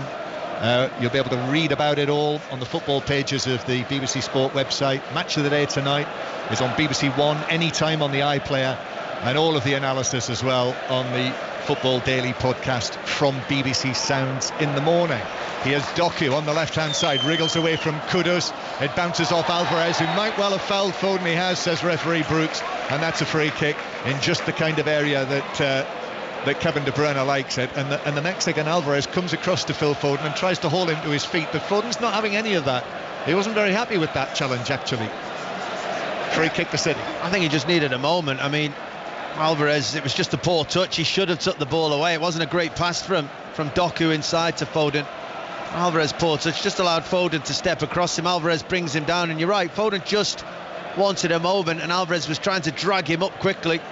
Don't quite understand why, but Foden well within his rights just to take a moment and compose himself there. So free kick to Manchester City. Seen De Bruyne over the ball roundabout here so many times inside this stadium. Sometimes he goes for goal, sometimes he just drops it in there. West Ham have got a man lying down behind the wall. Foden standing to the right of the ball. The two of them are in discussions together. De Bruyne steps away to his left. It's actually Foden to take it round the wall, but Areola just let it go, knowing that it was going wide of the post, even though it flicked the side netting on the way past. That he puts his, once again for the umpteenth time today, he puts his hands up on his face. Phil Foden, two goals, but so hungry. Yeah, I mean, he's on a hat-trick. I mean, this would be a wonderful moment to score a hat-trick in the game that is going to lift you the Premier League title. He never really gave himself a chance with that free kick. Goalkeeper set his wall up well. As so foul dispossessed by Doku, but then Souček slides in, is able to clear it away up towards Kudus. Kudus running it to the halfway line. Pep Guardiola watching as Kudus goes round Rodri and Guardiola twice. De Bruyne then gets involved, plays it back towards the halfway line. What a piece of skill that was. Honestly, unless you've watched him on a regular basis, I don't think you'll appreciate how good a player Kudus is, how he can run with the ball, his skill, his ability. And without being disrespectful to West Ham, they're going to have a job on their hands keeping a player of his quality long term. Yep. Julian Lopetegui is watching this, and I know he's not been confirmed yet, but I'm sure that will come in the coming days. He'll be thinking something similar. Don't want Kudus being sold by West Ham United, as De Bruyne takes it down and gives it to Bernardo Silva under pressure. Haaland's on the run. Bernardo Silva takes it on. In slides Alvarez and takes him down. And that's a yellow card forward of the centre circle. And Bernardo Silva was just at the moment of releasing that. And Alvarez just took him out. So it's a free kick to Manchester City. Back to Sheffield United and Charlie Slater. Well, we've played 78 minutes, but we've got a lengthy VAR check here. Andre Brooks was initially shown a red card for a tussle with Son Heung-min. He might have digged him in the ribs, he might have stamped on his foot, but the referee, Andy Madley, has been sent over to the far side to look at the screen for a better look at this. So as it stands, Sheffield United down to 10, losing by 3-0. But come back to me. Yeah, we'll be back with you presently. We're going to Brentford in a moment, but Manchester City with De Bruyne on the right hand side, but he takes it back out into the full back position. So to Brentford, Newcastle were 3-0 up, Alistair Bruce Ball. Yes, then Brentford pegged them back to 3-2, a little more comfortable for Newcastle. Now they've got a fourth. They thought they had a penalty. Lewis Hall was tripped. VAR then changed that decision. It was just outside the box. Isak's free kick deflected off the wall and stuck home by Bruno Guimaraes. Brentford 2, Newcastle 4. So in those European positions below the Champions League places, the numbers 5, 6, 7 and 8 in the table are all winning. So Tottenham winning, Chelsea winning, Newcastle winning, Manchester United winning. So it is as you were at the start of the day. Manchester City with the ball on the halfway line, and then Bernardo Silva infield towards De Bruyne. We'll go back to Bramall Lane just in a moment, but Manchester City on the attack, leading by 3-1 and on course for the title, and City just slow it down again. So come back in again, Charlie. The red card was rescinded. The referee Andy Madley went across, had a look and said that Andre Brooks had not committed violent conduct, and so he stays on the pitch, and it remains Sheffield United 0, Tottenham 3. And Manchester City are back on the move again, looking for the fourth goal that would absolutely finish it. 3-1 at 3-1. I suspect that's the case now, but they're just waiting again for that opening, aren't they? Yeah, I mean, with a 2-goal cushion, they're in absolutely no rush. There's no need to go in search of another goal. They just wait and move the ball, keep hold of it, not let West Ham get it, because, you know, we've seen what Kudus can do. But they'll just draw West Ham out and just show real patience. And if West Ham lose concentration defensively in a moment, if something opens up, Manchester City will speed up the tempo of the play and create another opportunity. But they're in control at the moment. Yeah, just keeping the ball. They've gone back into their own half, although a misplaced pass by Rodri, but Phil Foden's there to win it back, and Foden plays it back into the back line. With this scoreline, Manchester City are going to finish the season with 9 league wins in a row. Here's Doku on the left hand side, goes back towards the left back. Guardiola behind him. He's really settled in, Guardiola, hasn't he, as the season has gone on? Yeah, I mean, I don't think he slotted into this City team straight away. I think there was talk, is he one that's going to be a slow burner until next season? Is he a player that needs to play as a left centre-back rather than a left-back or a centre-half? But just given his time, playing with these wonderful players, the intelligence he has as a footballer, it didn't take him long. Here's Bernardo Silva now, speeding into the penalty area, shooting left-footed, but rather wastefully. That was a wild one from Bernardo Silva. He had options in the middle, but it flew away beyond the far post and behind for a goal kick. Yeah, and you know, we wonder whether this may be the last time these Manchester City fans see Bernardo Silva here at the Etihad. So no surprise to see him hungry for a goal to try and get on the score sheet, because he did have options there, easier options that I've seen him time and time again. He would have played those passes, but he went for goal from pretty difficult position. Yeah, for those who weren't listening earlier, at the start of the match, the Manchester City fans had a special Bernardo Silva flag that they were waving in the stands before the game. I mean, we've had this, it feels like, almost every summer, haven't we, with Bernardo Silva, about whether he'll stay on. But he did sign a new contract at the start of this season, but he would leave a real Bernardo Silva shaped hole, wouldn't he, even in this Manchester City squad. Yeah, because he's one of, I mean, they're blessed with incredible players, Manchester City, but him more than most has a real appreciation for the tempo of the game and what's needed, when to slow the game down, when to speed it up, when to draw players over to a certain area of the field. And that kind of thing could be priceless for a manager and for a team. It wouldn't be a big hole physically, but metaphorically it would. Here's Rodri, who goes back towards the halfway line, and Walker is just able to get it down. And Manchester City have got them where they want them, with 10 minutes to go, 10 minutes away, plus added time, from retaining the title again. De Bruyne through now into the penalty area to Haaland, who knew he was offside. So even though he trotted the ball out of the penalty area in his pink boots, he knew that he was going to be pulled up. And West Ham are going to make a change, and it's George Earthy who's going to come on for another taste of the big time for the number 40, the 19-year-old, the young hammer of the year for West Ham this season. There were great scenes when he scored his first goal for West Ham last weekend, with his first touch as well, after coming on as a substitute against Luton. And here he is playing at the home of the champions, replacing Michail Antonio. We'll get a word from Leon Osman on the arrival of young George Earthy in a minute. But back to North London and Ian Dennis, where there are about 9 minutes remaining. John, it's still Arsenal 1, Everton 1, and Arsenal are coming up against a very resolute Everton side. Ødegaard and Smith Rowe have had shots blocked as Arsenal look for the win, just to focus and trying to finish the season as runners-up on a high. In Manchester City, I think everyone here is beginning to just get their thoughts towards how they're going to celebrate this inside the Etihad Stadium.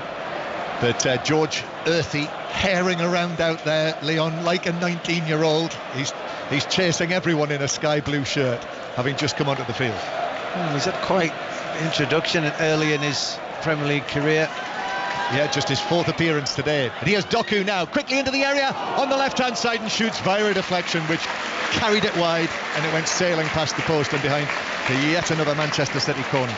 Again, three players having to stop Doku there before forcing a corner kick. Back to Brighton, Henry Moran. The second goal for Manchester United, Brighton 0, United 2. Rasmus Højlund working the space onto his right foot, low finish, excellent goal. Brighton 0, Manchester United 2. Yes, Rasmus Højlund, he might well be up against England, all being well. You would have thought he'd be in the team for Denmark in the group at the Euros. Kevin De Bruyne to take this corner from the left-hand side. Manchester United tuning up for the FA Cup, the second consecutive All-Manchester final next Saturday. De Bruyne takes this in, and it's punched away again by Areola under great pressure. He had players all round him. Brilliant skill from Doku, beats Tofal and then slips over inside the penalty area. He still had two West Ham men in front of him, however, and West Ham were able to scramble it away, but he left Tofal on his backside, a little bit like Pep Guardiola at Tottenham the other night. Yeah, well, he did something outstanding and followed it up with something embarrassing. It was very unique bit of play. That's wingers for you, Leon. De Bruyne now down the left-hand side. I hope Pat Nevin's not listening. De Bruyne takes it on. He's brought down. That's a free kick to Manchester City in the West Ham right back area. So if you just switched on, if you've been out and about, if it's lovely and sunny where you are today, and you're thinking, is there any doubt? Is there any jeopardy? I'm not sure there is much, because Arsenal had to win. They're currently level at 1-1. And Manchester City knew that if they win, which they are doing, and they've got a 2-goal cushion, they will retain the title. So we had a little spell just before half-time and into the second half. But once Rodri drove in that goal to make it 3-1, things changed rather. And De Bruyne is now going to take this free kick from the left-hand side. Manchester City fan in a Vincent Kompany shirt just takes a seat down to my left. De Bruyne, right-footed, curls this in, glanced by Haaland beyond the far post. And it's a goal kick. It's just not been his day, hasn't it? And You know, we've not said that an awful lot in his Manchester City career. Maybe once or twice this season he has had frustrating afternoons, but you know, he's unfortunate with that one. He gets across the defender, he tries to flick it to the far post, doesn't quite make contact, comes off his shoulder really before going past the far post. He's had a couple of efforts that he should have scored. He's had a couple of efforts that have been brilliant blocks. At the moment he's finding it very difficult to get on the score sheet, and you know he wants to. You can see it with his runs and his attitude. He won't be happy unless he gets on the score sheet here today.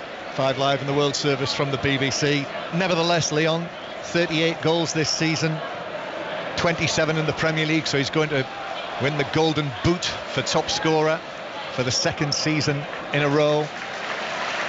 Maybe not the heights of last season, as De Bruyne is released by Rodri, and De Bruyne now has Bernardo Silva to the right.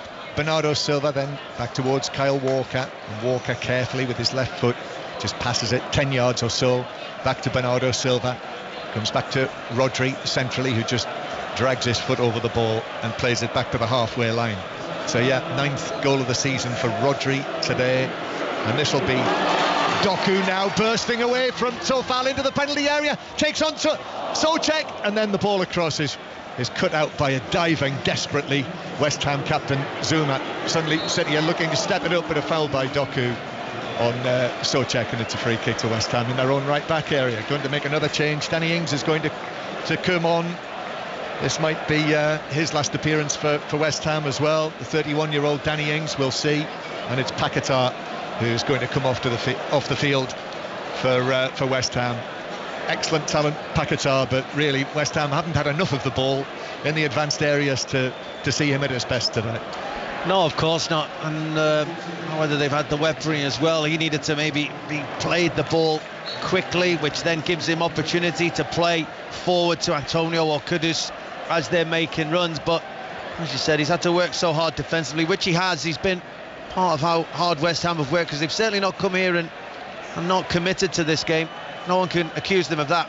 Danny Ings gets away down the right-hand side. First involvement in the game. Kudus is there as well. He knocked it back to Sofal, who goes back to the halfway line. David Moyes now into his final minutes as the West Ham United manager. Final minutes during a match as Souček receives the ball near the centre circle, then to Sofal, and then it is in the central area Alvarez who gives it out now via Earthy to Kudus. Kudus into the penalty area, drives it across via a deflection, which takes it behind for a West Ham corner.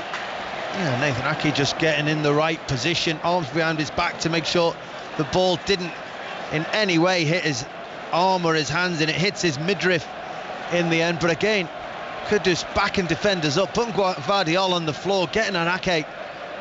Brilliant talent. And great to watch. Now we reach that point where, with the scoreline 3-1, you do think, what would happen if West Ham scored here? Corner, Ward-Prowse, deep one to the back post, which has headed down and deflected in. Souček runs away. The referee is being chased by 2 Manchester City players. It looks like West Ham have got a second goal. Both Ake and Rodri are running after referee Brooks. They feel that there's been an infringement there, but it could well be Manchester City 3, West Ham 2. I think they're after handball again, and Manchester City's frustration is boiling over. Just about to see it. Yeah, that'll be disallowed. I think there was a slight infringement coming together initially. There's no question. But once the ball is headed, I'm not quite sure who wins the first one. I think it's Mavropanos. Souček is running in behind it, and it just hits his arm and goes into the back of the goal. I'm not sure why he's celebrating that. In the modern day of VAR, he knows, we can all see that, we will all know that goal will be disallowed. Yes, I don't know who Souček thought he was kidding there. I mean, he had to know. Surely that must be a yellow card for Souček as well, for putting the ball into the net in the way that he did. I think Pep Guardiola is asking the same question down on the side of the pitch here. So Arsenal fans at the Emirates thinking there might be a tiny little glimmer. That's just been snuffed out by VAR, and the score remains Manchester City 3, West Ham 1, and we are now into the final couple of minutes of the 90. So 90 seconds or thereabouts of the 90 minutes to play, then added time, then Manchester City will be confirmed as champions after that goal was ruled out, unless West Ham can do something extraordinary. And actually, at Arsenal, Ian Dennis, they've just taken the lead by 2-1. They still actually don't realise that goal has been ruled out. As you know, we sit quite close to them. They've been asking us all afternoon, what's the latest score? What's the latest score? It was Ødegaard who burst his way towards the penalty area, initially blocked it, came out towards Havertz, who's knocked it in from close range. So with just over 60 seconds remaining, Arsenal are leading by 2-1. Havertz inside the 6-yard box. Yeah, and now I think everyone here as well is aware that Arsenal are winning, so they know that their team, Manchester City, have got to see this out. So with the scorelines as they are, Arsenal winning, what Arsenal need are a couple of quick-fire West Ham goals without reply, because if Arsenal win and this is a draw, then Arsenal would win the title on goal difference. The big but there is that they need 2 West Ham goals. Back to Anfield, Maz Faruqi. And it's still Liverpool 2, 10-man Wolves 0. This game, in truth, losing some intensity in the second half with nothing to play for. But 4 minutes has just gone up on the board. We're into stoppage time at the end of this match for the last 3.5 minutes of Jurgen Klopp's reign in English football. And now Phil Foden, just feeling his back, is going to leave the field. He has substituted. Kovacic comes on. But what a season for Manchester City. He's still got the FA Cup final to come. 2 goals today to reach 27 for the season for, so far, the Football Writers Footballer of the Year and the Premier League Player of the Season. What a season, Leon. Outstanding. I mean, we've all talked for years about this talent that he is, and you know, the pathway that maybe he should have took. People thought he should go on loan, and people thought he needed to do certain things during his career. Well, he certainly did not. He needed to just play with these players, trust in Pep Guardiola, and allow himself to develop into the best player in the Premier League at the moment. He's shown that over the course of the season. What an incredible talent, a player that scores big goals and big moments as well. He keeps the team ticking along with his immense talent. Wonderful player. That's Leon Osman. This is 5 Live in the World Service from the BBC. Manchester City leading West Ham by 3-1. So the top 2 now are both winning, and Arsenal need West Ham to go for this and try and score 2 goals right at the end of David Moyes' tenure as their manager. They've got the ball, Souček, and we've got 4 minutes of added time to play. Long pass for him, looking for Danny Ings. That's headed away by Diaz on the edge of the area.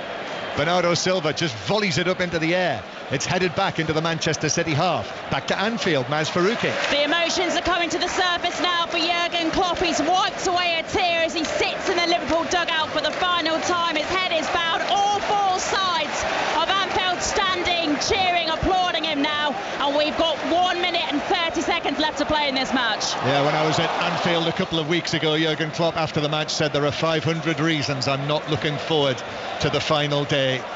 But he will speak post-match, and you will hear it if you stay with us throughout the course of the next hour or so. As Ake plays the ball forward, it comes back from the halfway line and is at the feet of Ortega.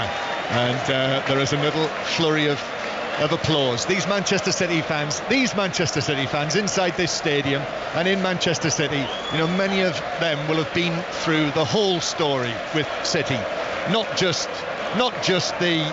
the Sheikh Mansour years. You know, they've experienced it, and those nerves, that anxiety for all of the winning that they've done, I don't think that'll ever go away, and they will never be comfortable until the job is finally done and the final whistle goes. But it's not far away now, and it's down in the West Ham right back area, and Tofal, after Mavropanos wins it from Haaland, across the box to Areola, who made countless saves here. Back into the 6-yard box to Areola, who just chips it away. And to Kenilworth Road, Chris Coles. Luton's relegation confirmed. They've been beaten by Fulham by 4-2. 2 for Jimenez, Traore volley, and a fine Wilson finish did the damage for Fulham. Luton down, losing 4-2 to Fulham. It looks like Tottenham are finishing 5th, Chelsea in 6th, Newcastle 7th, Manchester United 8th. They're all winning. West Ham coming forward. They need to score twice without reply. And we are now in the 4th minute of added time. 5 minutes have been added on. Manchester City are nearly there.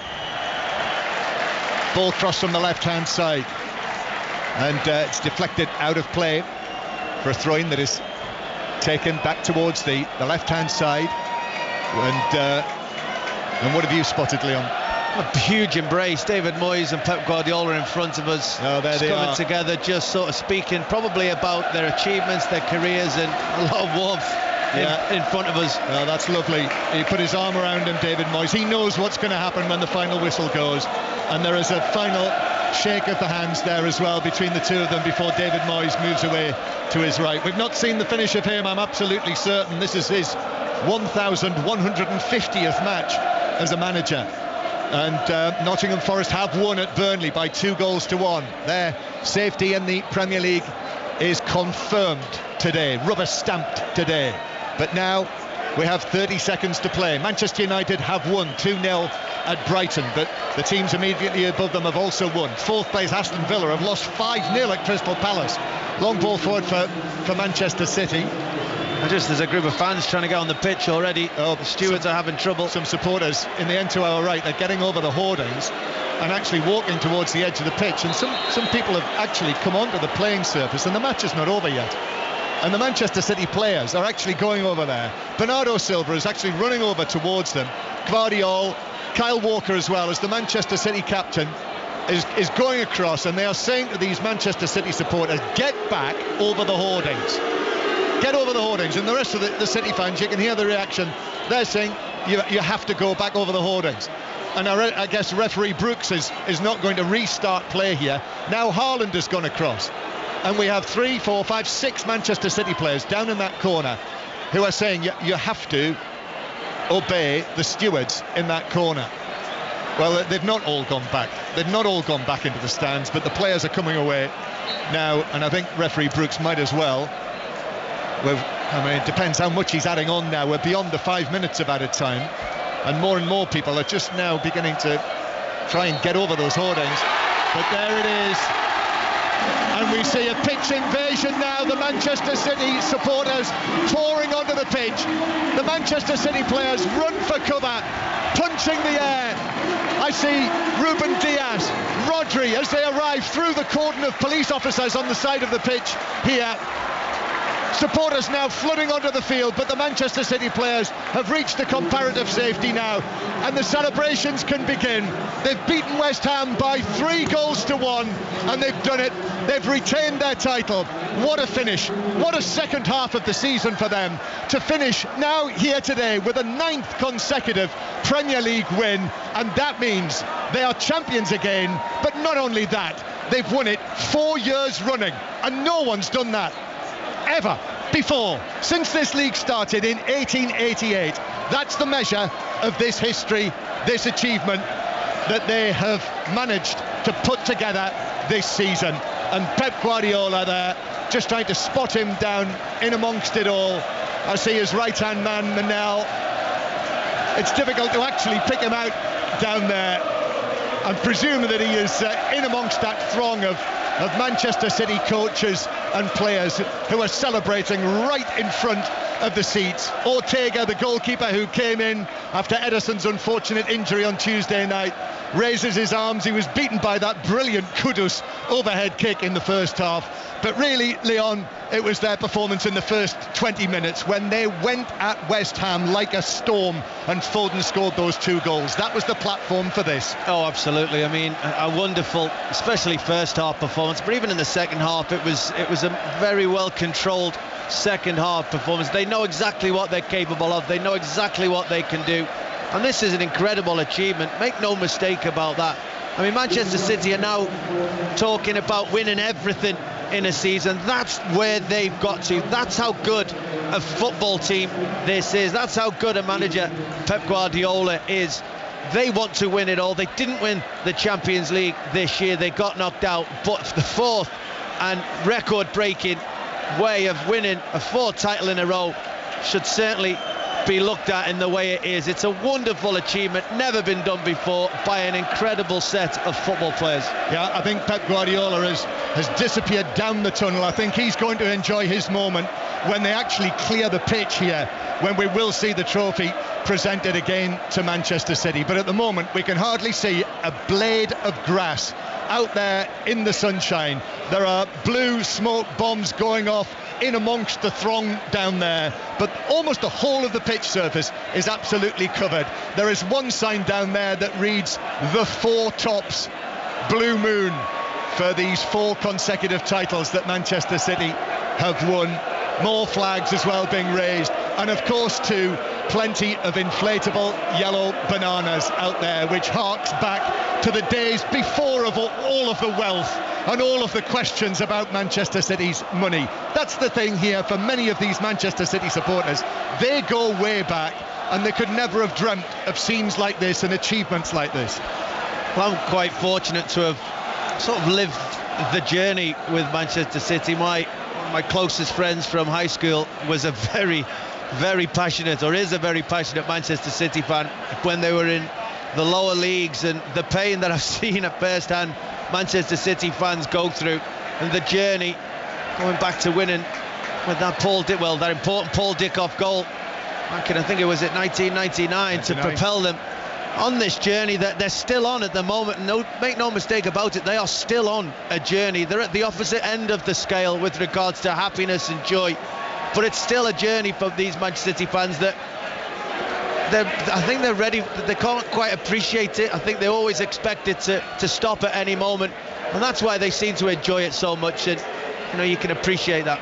Yep, so the Manchester City players and Pep Guardiola and his coaches, they've disappeared down the tunnel, Mark. We've still got a square of police officers in yellow jackets with their caps on around that area, the technical area. Then we've got an arc of stewards as well to make sure none of the supporters can get through that.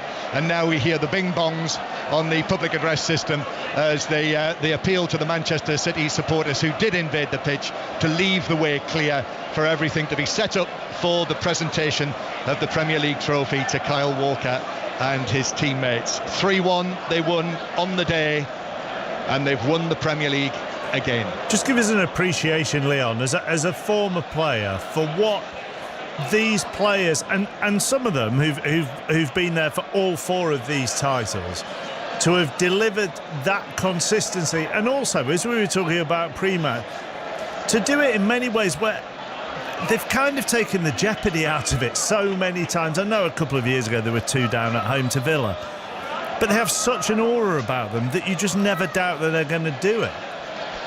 No, and first of all, that's testament to Pep Guardiola and the club for putting the players together.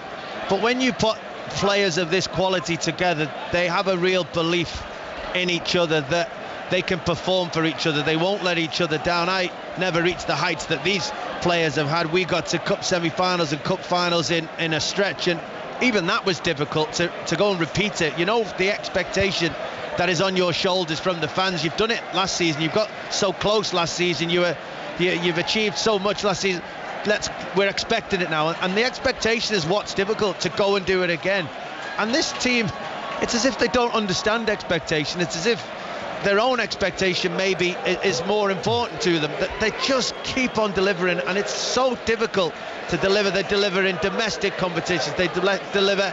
I mean, they won, 4 League Cups in a run. They've won the FA Cup. They want to go and repeat Champions League football. They keep on competing at the very highest level. And I can't speak highly enough of how difficult that is for any set of players, regardless of how good they are.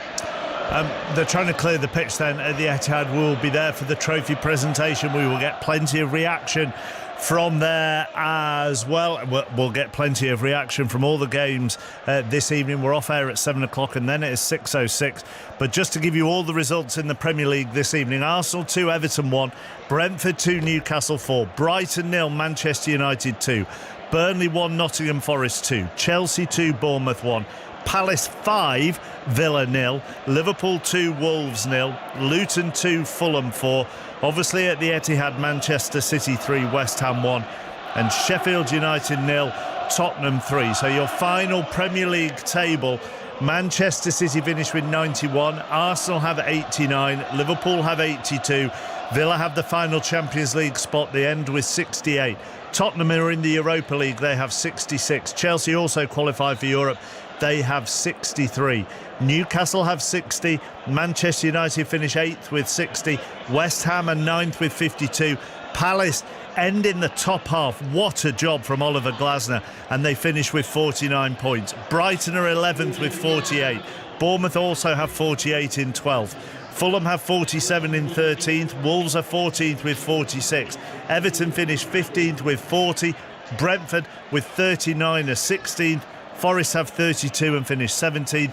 And then the three going down are the three that came up. Luton with 26, Burnley with 24, and Sheffield United with 16.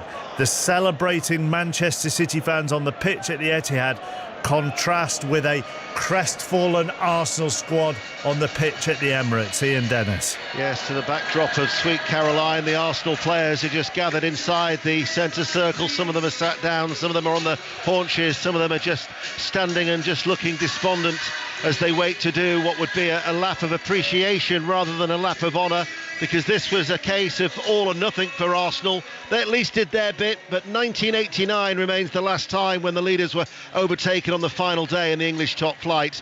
It was a day of fluctuating emotions, from a feverish atmosphere to a flat one when news filtered through of those two first Manchester City goals. After Calvert-Lewin hit a post, Gay's deflected free kick gave the visitors the lead.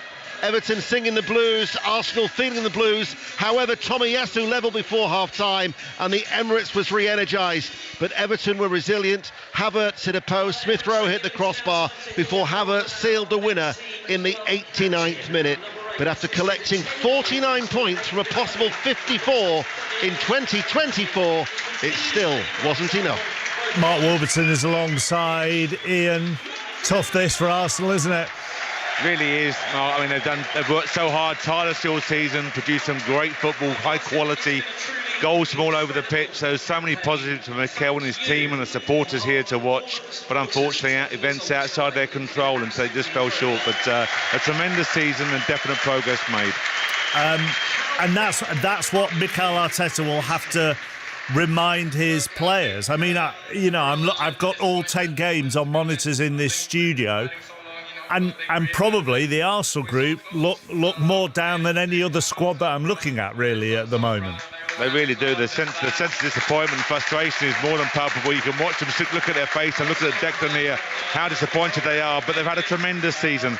As I say, they've fallen just short of the final hurdle, but the fact is they've moved forward, they've strengthened the squad, more depth, and they must look forward to next season with so much excitement and anticipation. OK, thank you, Mark, for the time being. Thank you, Ian, for the time being. They were all but down going into today's final game. Were Luton. There was a massive goal swing possibility that wasn't to happen. They were beaten 4-2 at home by Fulham, and Nottingham Forest actually won today at Burnley. What's the mood like there at Kenilworth Road? Chris Coles. Well, quite a scene actually, Mark, because it's akin to a celebration. No one has left Kenilworth Road. We're all waiting for the squads to start their lap of appreciation, and I imagine they are going to get a rapturous reception. Not many, if any, relegated sides will get this sort of reception at the end of the season. Everyone on their feet. Really appreciation for the effort Luton have given this season, and their time in the Premier League came to a typically entertaining end. They came out, or go out as they came in. Great enthusiasm and desire. Ultimately today also a snapshot of their season without injured key players and very loose at the back. Fulham took advantage of that. Jimenez with 2 goals, an excellent Traore volley. Fulham dominated possession. They took their chances. Luton got it back to 1-1 and 2-3, but never really threatened to pull off the victory. But it's been a memorable, albeit brief, stay in the Premier League for Luton, and when this lap of appreciation starts, they are going to get cheered off the pitch. Luton 2, Fulham 4, Luton relegated. Thank you, Chris. There are goodbyes going on all over the place at the moment. Got Thiago Silva on the mic at Stamford Bridge, Roberto De Zerbi and his best bits being played on this big screen at the Amex.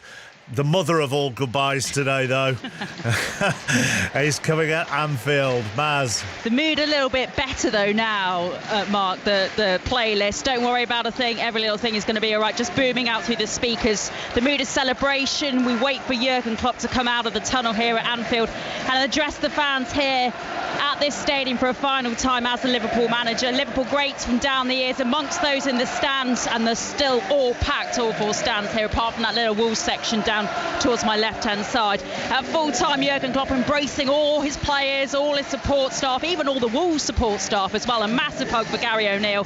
He had that massive grin on his face, but he hid his face under that black cap at points after full time and in the final few seconds of this match as well, as the emotion really came to the surface. And a sign in the stands over to my right hand side, I think, sums up this special relationship between their departing manager and the fans here. Danke Jurgen, you made the Kop happy. You'll never walk alone. I'm sure we'll be back at Anfield to hear Jurgen Klopp at some point between now and 7 o'clock at Selhurst Park. They aren't going to be wanting to say goodbye to anybody the way this season has ended. Hamish Marshall. It certainly hasn't. The Palace fans are still here waiting for the lap of appreciation. They've beaten Aston Villa by 5-0. Just a strange experience for the Villa fans, I reckon. They'd have been desperate for their best season for more than 30 years to come to an end. Opposite for Palace, 19 points from the last 21. They'll really wish it wasn't over. The fear for the fans, this could be the last time their crown jewels will play together. Eberici Eze got 2 goals. Michael Olise set up 1 and almost scored a couple of times, and Jean-Philippe Mateta grabbed a hat-trick. 9 goals in 6 games for him. Other clubs will surely circle for them, but they and new manager Oliver Glasner have helped Palace equal their best ever Premier League finish of 10th. For Aston Villa, they've done their bet this season, but they were outclassed today. Thiago Silva's goodbye speech has probably gone on for about 5 minutes at Stamford Bridge. It's only just finished, and he is in tears at the end there. And his family are as well. His sons are in the academy at Stamford Bridge. His wife is in tears as well. That looked really emotional, John Southall. It is really, really emotional for all the fans here. Everybody has stayed, as you would expect, here at Stamford Bridge. And all the players are kind of circling around the centre circle. And he's going to each of them now. He's just giving Reece James a hug there as well. I mean, they absolutely love him here at Stamford Bridge. Of course, he won the Champions League here. He went in at the full-time whistle. All the players stayed out on the pitch, formed a guard of honour, him and the staff and the management team, and out he came to a rapturous applause. And as you say, he's just said a few words on the pitch, thanking absolutely everybody. And you can probably hear just around the stadium the chants of Thiago Silva. The goodbyes keep coming. Henry Moran, what's the mood like at the Amex?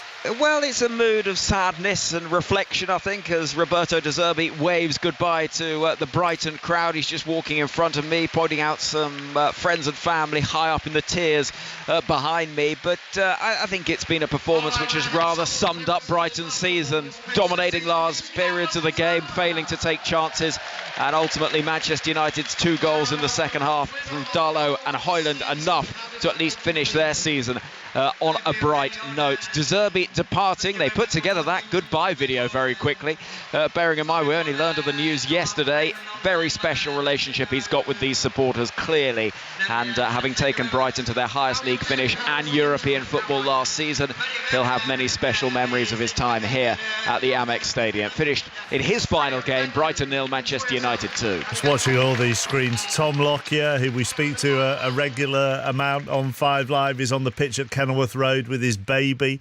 And getting his baby's arm to wave to the crowd. There are some lovely shots there. That's lovely to see Tom and his baby doing that. Jurgen Klopp has a hoodie on at Anfield, and on the back of it says, "I'll never walk alone again." And I think his coaching staff have got T-shirts on that say the same thing as well. We'll keep going round all of these goodbyes. We'll bring you reaction as well. And we're still waiting for the trophy presentation at the Etihad, where they have cleared the pitch. So now they've just got to set up the stage and get everything ready for that. We will go next to Sheffield United. Charlie Slater. Do you know what? I can't even see that screen at the moment, so I don't know what's going on there. You don't need to. Okay, right. The lap of was it quick? Yeah, the lap of appreciation was subdued. Fair play to the Sheffield United fans that did stay behind and applaud the team off, but this has been a season to forget for them, hasn't it? They were beaten today by Tottenham by 3-0. Spurs finished 5th and will play Europa League football next season. 2 goals from Dejan Kulusevski, sandwiching a belter from Pedro Porro.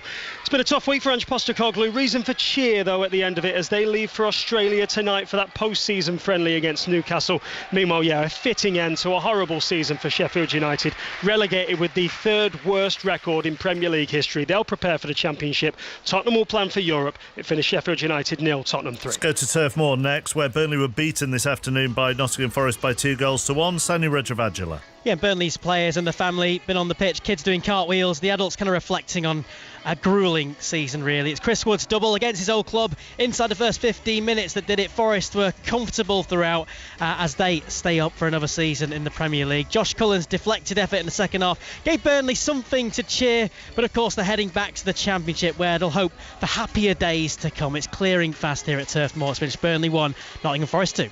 OK, you can have your say with Chris Sutton and Robbie Savage on 606 later. 08085 909 693. They're starting to build the stage at the Etihad. John. Yes, out of our sight, down in the dressing room. I'm watching pictures. I don't know if you've got these, Mark. Yeah. Of dancing Manchester City players out of sight. So they've already started their celebrations for 4 in a row. They're also sponsored by a beer company, so that comes in very handy, I would imagine, on afternoons like this. Well, it is. It has been quite warm here this afternoon, I must say. Has Leon taken his coat off? He has actually. He's taken his coat off, so it must be warm. And out on the out in the scene in front of us, they've managed to get everyone back into their seats in the stands. Actually, quite a number of the West Ham supporters have stayed to witness this as well. But the usual Premier League livery is being laid out now. They're building the stage, and there are all sorts of bits of paraphernalia. Presumably there are flamethrowers. There's those big black boxes being brought on. Huge inflatable Manchester City balloons as well, with the crest on them. And also, I can tell you that we've already mentioned it. Paul Dickoff is going to be part of the presentation party today. Paul Dickoff, who 25 years ago scored that famous goal at Wembley as Manchester City were able to win the Division 2 playoff final. But not the CEO of the Premier League. No, Richard Masters decided that the best place for him to be would be at Arsenal. So the Premier League are going to be represented by Alison Britton, the chair of the Premier League, who will be here. But Richard Masters, who was here last season, is not here this season. Back to Anfield, Maz. Yeah, it's not just Jurgen Klopp Liverpool are saying farewell to today, of course. Klopp really keen to point out in his matchday programme the contributions made by Thiago Alcantara, who leaves after 4 seasons. We just had a presentation for him. Also for Joel Matip, who was one of the first signings Klopp made actually when he took over here at Anfield, a free one at that. He's been a really popular player and he got really good reception from the stands here at Anfield, and now the support staff of Jurgen Klopp are getting their moment as well of thanks with the crowd here as well, because obviously all of this technical team behind Jurgen Klopp here is being disbanded as well, as we know. So we're still waiting though to hear some words from Jurgen Klopp. He'll be out shortly, I'm sure. And they're bringing them out one by one, are they? The coaching staff and technical staff. It's all yours, Maz. Yeah, it could take quite some time, so I might hand back to you. and they've do you know what? Actually, I'm just watching as they start to come out. It looks like they may have presentations for each and every one of them, which, whilst this is going to take some time to get through, is a very nice touch. It is, and it's very Jurgen Klopp, isn't it, to make sure that everyone has their moment on the spotlight. Just a word on those hoodies that you mentioned as well. On the front, actually, they all say "Thank you, love" as well, which is clearly a phrase he's picked up in his 9 years in the city. It's how he signed off an open letter to the fans as well earlier this week. So I'll never walk alone again on the back, and "Thank you, love" on the front with a love heart, which is a nice touch as well. It is. I mean, it's been very well stage managed, but it has that feeling of when you're at the theatre or at a pantomime and you're waiting for you're waiting for Cinderella and Prince Charming to come out at the end, aren't you? Really, and we're nowhere near that with Jurgen Klopp. So we'll go back there shortly. Let's go back to speaking of Prince Charming, Ian Dennis at the Emirates. Well, you're going to say I was one of your ugly sisters. I did think about that, and I thought, no, if I'm the day of the season, let's all be nice to each other. Well, the Arsenal with their players twankies at the Etihad. The Arsenal players have just completed their lap of appreciation. Mikel Arteta down below is now having a word with his wife. He's chatting to his three sons as well. A lot of the family and friends are now on the pitch, just chatting to these Arsenal players. He did address the crowd, incidentally, as well, Mikel Arteta. He said it's time to have a break, to have a little think and a chance to reflect. And then his message to the supporters was keep pushing, keep inspiring this team. And then he placed great credit on the players, because whilst there is the disappointment that they have finished runners-up, you know, this is a team that has had the most wins in the top flight since 1971. They've scored the most goals in a campaign since the early 50s. So there are a number of positives, I think, for when that time is to reflect for Mikel Arteta after pushing Manchester City all the way. Mark Warburton's still alongside Ian. I feel, on the one hand, Mark, I feel a bit sad for them because they've had such a brilliant season and they've played some amazing football that, and I sense from the fans, and all day with the fans, they want to thank their players for that and celebrate the season they've had. But I suppose, on the other hand, to see how disappointed they are and how muted this is a little bit from the playing staff's point of view is a really good sign. Absolutely, I was going to say that, Mark. The players know how good they've been this season. There's no doubt they trust in their quality, they trust in their management, and they know they've had a good season for sure.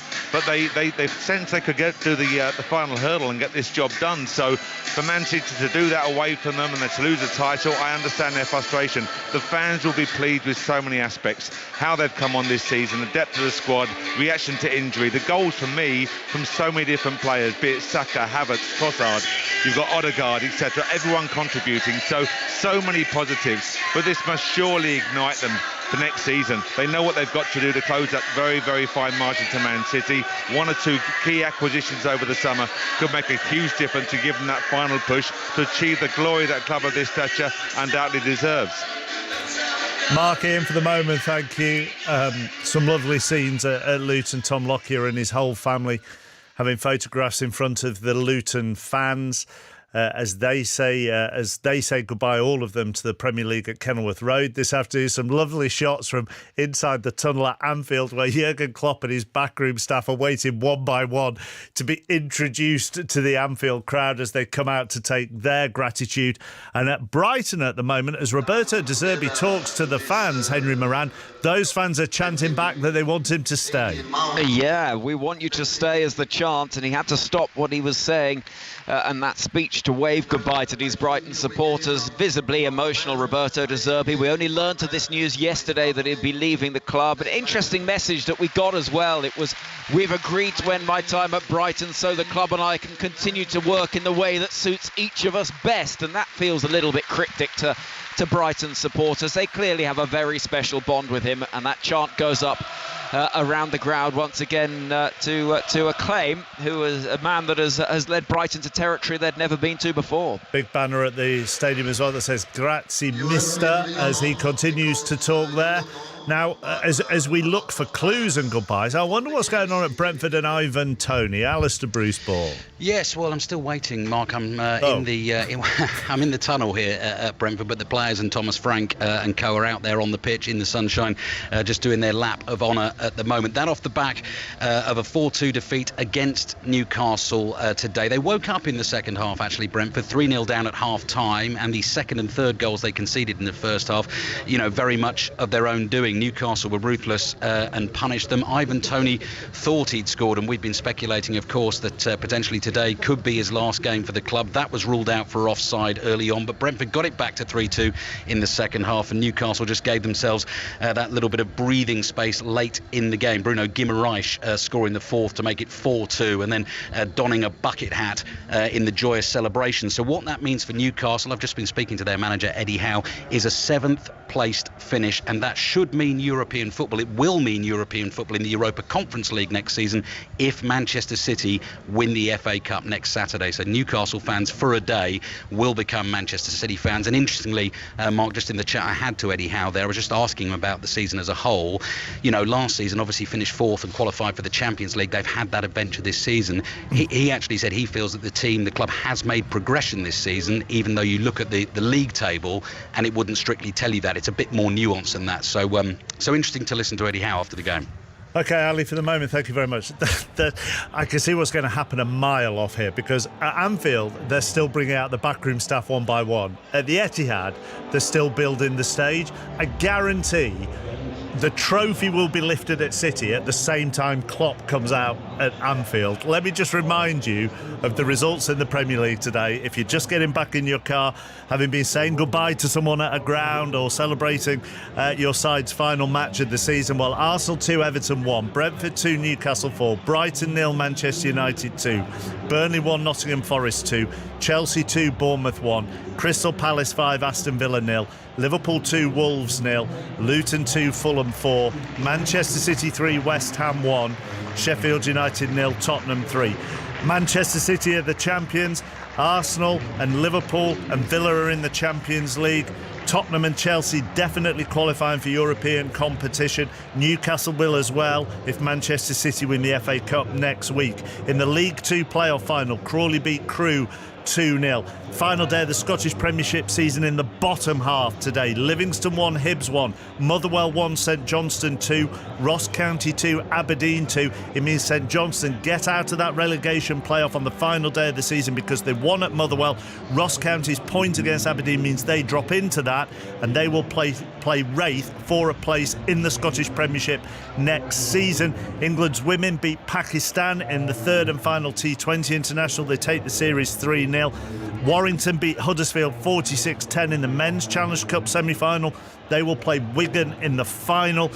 Meanwhile, in the women's, Leeds beat Wigan, so they will take on St Helens in the final. Tonight on 5 Live from 9 o'clock, the final round of the US PGA. It gets underway on Sports Extra at 8 o'clock. Gone through the day's sport. Any sign of a trophy, John Murray? Yeah, we're just about to see the first of the Manchester City staff being led back out onto the pitch, but this could be quite a long drawn-out process, because they've all got to find a position. Then there will be all of the coaches will line up, so it's not imminent. And I have a feeling I'm thinking along similar lines to you. This is going to absolutely clash the two things. It's going to crash badly. Right. Well, very like my DJing days. Let's go back to Pep. Right, to Anfield. Pep Lijnders has come out, Maz. So it's Jurgen Klopp next. Yeah, he's behind you. The main event about to come out. Jurgen Klopp just embracing a member of the team here as well at Liverpool, just in the tunnel. We're waiting for him to come up. Pep Lijnders up on the platform, just been set up here in the middle of this Anfield pitch, and he did a little bit of that fist pumping routine with the packed stands, with the fans still here in the stands. But what they're waiting for as they wave their flags and scarves above their heads in the stands is Jurgen Klopp, who will come out very shortly and say some words as the Liverpool manager for the final time, and maybe we'll get that fist pumping routine of celebration from him as well. I'm sure we will with the fans for the final time. Pep Lijnders, of course, is going to take over at RB Salzburg. Ought to say that on that stage, along with John W. Henry, is Sir Kenny Dalglish as well. And now Pep Lijnders has had his photo, and Jurgen Klopp is in an embrace in the tunnel. And here we go. And here is Jurgen Klopp about to come out for the final time onto this Anfield turf as the Liverpool manager. And we're just going to get a sense here of the reception. The Liverpool players forming a sort of a guard of honour. Harvey Elliott amongst them applauding there. Trent Alexander-Arnold and Virgil van Dijk at the head of it as Jurgen Klopp comes out now with that black cap on, big smile on his face, puts his hands over his chest, over his heart, takes that cap off and receives applause from all the stands here at Anfield as he walks through his players now up onto that presentation platform in the middle of the Anfield pitch. Big hug from his captain Virgil van Dijk, and then he runs back down the tunnel to give a go go through the Guard of Honour again. He loved it so much. He goes back a second time, and he's making his way up into the centre of the Anfield pitch here. High five for Mo Salah. Just a hug there as well. Embrace for Trent Alexander-Arnold, who looked very emotional at full time as well, as he gave his manager an embrace for the final time. And he makes his way up to Kenny Dalglish and John Henry and everybody else in the centre circle here. And we are going to hear from Jurgen Klopp for the final time. As the fans, you can hear it behind me, thank Jurgen Klopp after 9 years in charge here at Anfield. He has a huge embrace with Kenny Dalglish as well, and the pictures go to show all the different banners that are both in the Kop and around Anfield as well. Anfield still packed, so they could say goodbye to their manager after his spell in charge of the club. He will take the microphone. Now, whether we're going to be able to hear that or not, we're not 100% sure at the moment. Meanwhile, we're going to persevere with it in the hope that we can. If you're waiting for the trophy lift at City, nothing is happening at the moment there. The stage is built. The media are on the pitch ready to do the interviews. And what they've done now, Maz, at Anfield, is they've got a plinth of all the trophies that Klopp has won in his time at Anfield. Yeah, they've got a sort of little mini versions of all the different trophies that he's won. So obviously amongst them, Premier League title, European Champions League titles as well. So trophies, then his sort of own version that he can take with him.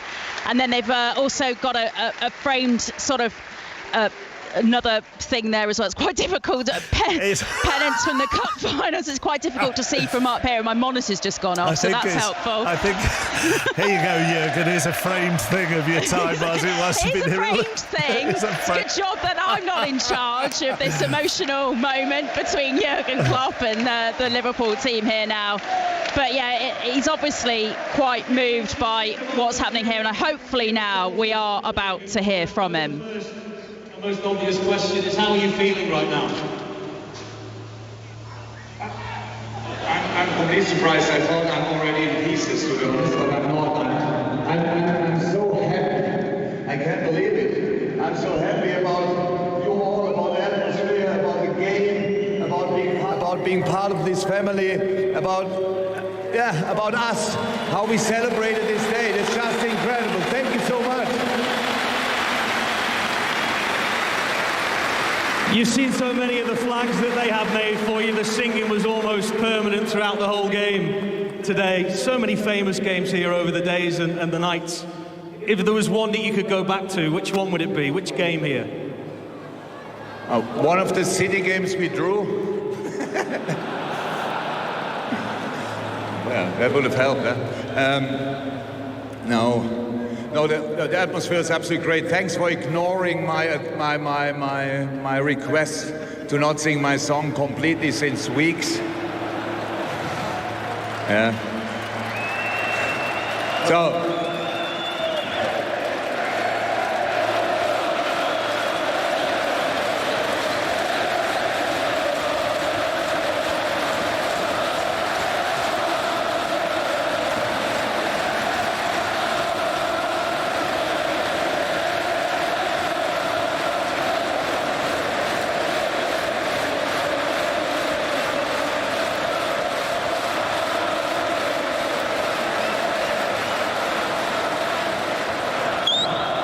Jurgen Klopp has just gestured at the Liverpool fans to stop singing that name. The Manchester City players, by the way, are in the tunnel waiting to come out for the trophy presentation. At the Emirates, they're doing a brilliant photo of the Arsenal players, families, backroom staff in front of the fans at Arsenal. They've got everybody connected to the club over the course of this season, and they're doing a big photo there. We will have reaction to come from the Premier League games. You can see it all on Match of the Day tonight, 10:30 on BBC One. Oh, thank you. If you sing it next year, that would be funny. So no, honestly, I for whatever reason, I don't fall. Oh, Peter, thank you very much. Thank you. So I don't fall. Not yet. Tonight, possibly. So it doesn't feel like an end. It just feels like the start, because I saw today a football team playing full of talent, full of youth, full of creativity, full of desire, full of greed,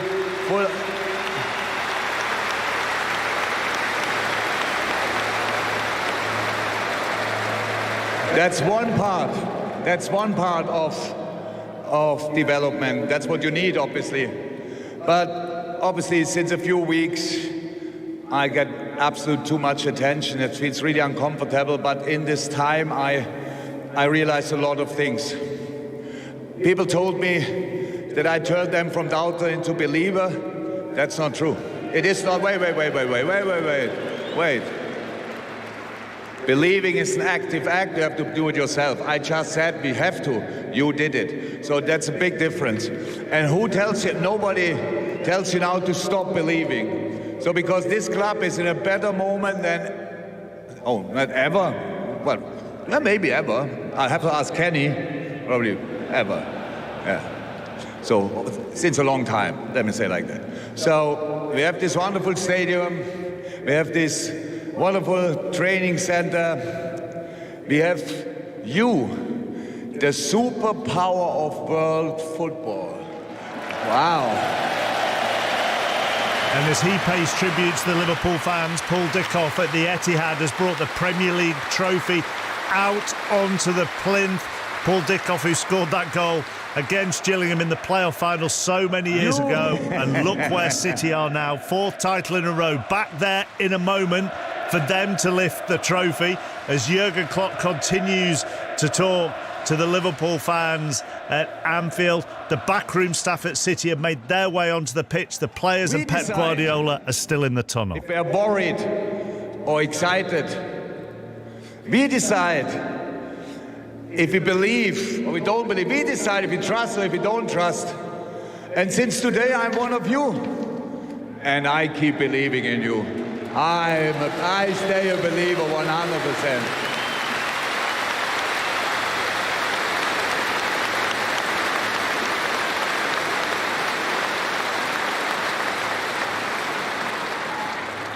And obviously, I saw a lot of people crying, and it will happen to me tonight as well, because I will miss people. That's clear. But as well, change is good. And just you never know exactly what to expect. But if you go with the right attitude into that, then everything will be fine, because the basics are 100% there, and that's there, the team, and that's the new coach. So, manager. And you give actually a shit what I want you to sing. I know, but I have an idea. I heard the song today a few times, and I you can do that. I have no problem with that. Let's see how the response will be.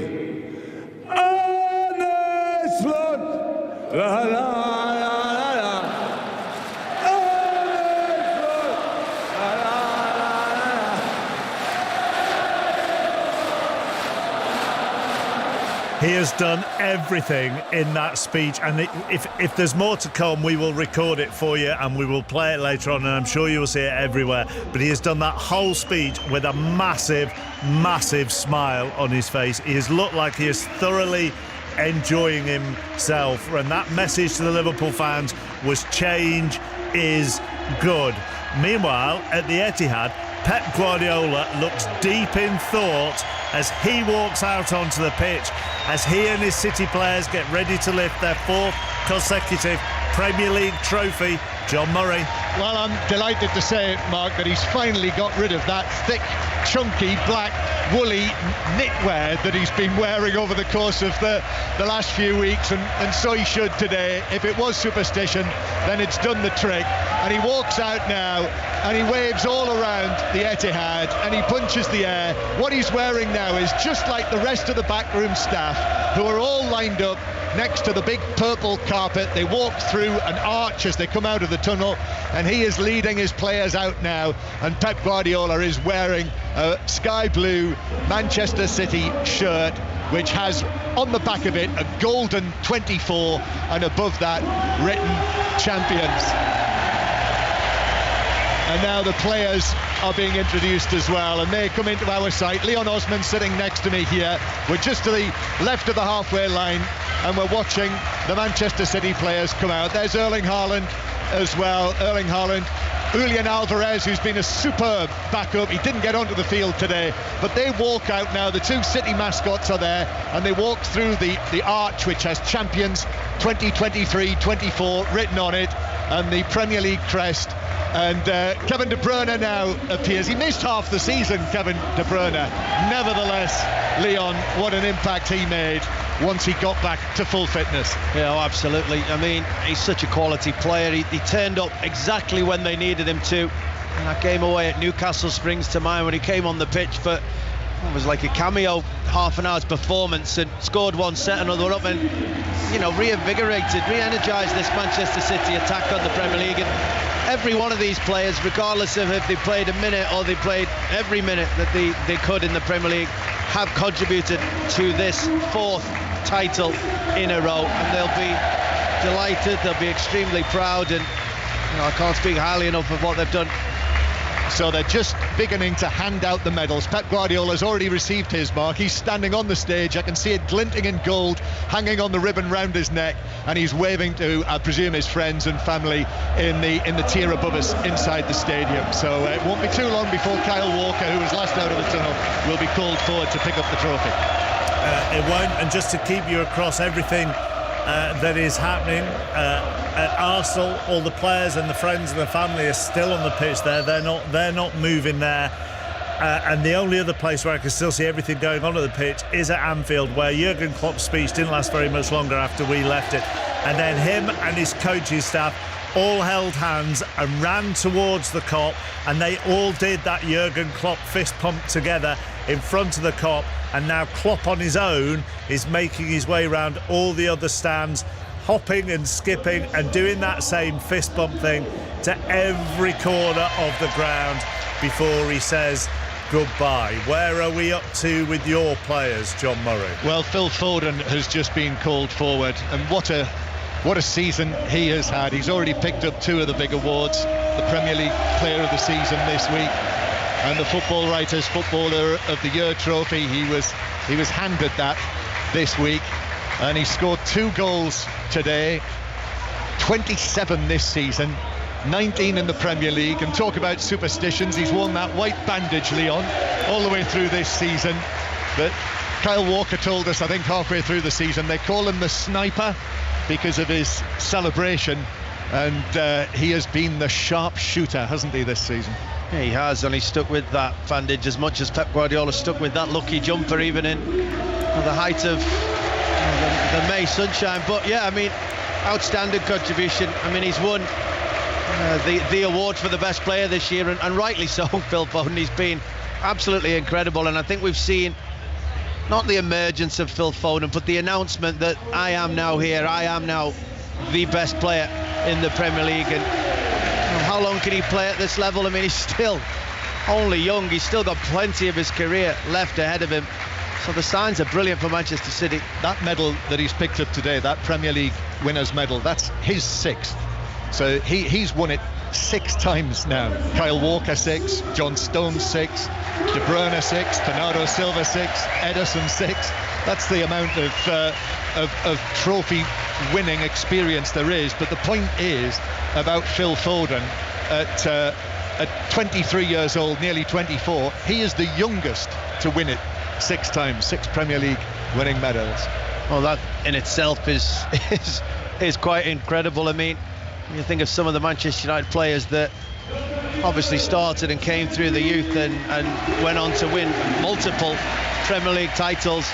Well, Phil Foden has done it, as you said, earlier than all of them. And there's an argument to say what kind of course and what kind of trajectory Phil Foden is on compared to some of those players that played for Manchester United, because you could make an argument he could potentially go a lot further. Yeah, well, there is that, and it needs to be mentioned today while we witness these great scenes, in terms of what the future holds. Pep Guardiola's contract runs to the end of next season, and all of the time, of course, there are these 115 charges that are being investigated by an independent commission. Richard Masters of the Premier League, who's not here today, has said that there will be developments in the near future, but not just yet. And it is Phil Foden now stepping up. And listen to this cheer for Phil Foden. what a popular figure he is here. Of course he would be, but a key part of that is that he is a Manchester City supporter. I have to say, one of my favourite banners all around Europe this season was on the night of the second leg against Real Madrid here, when we had the Foden Express banner in the stands, the bus from Stockport, the 192 that didn't quite make it, did it, to the Champions League final. But I think that shows what a place, and indeed the Manchester public transport system has in the hearts of everyone in this part of the northwest of England. But Erling Haaland is going to be called forward next, and listen, it might not be the 52 goals of last season, but 38 isn't bad, and he will receive a second consecutive Golden Boot award.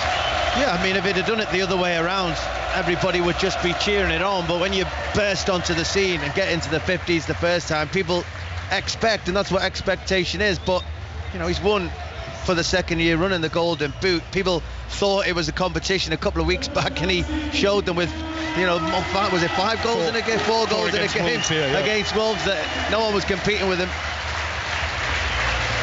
And one by one, the Manchester City players are just beginning to assemble now in those special sky blue shirts with the medals around their necks on the Premier League stage.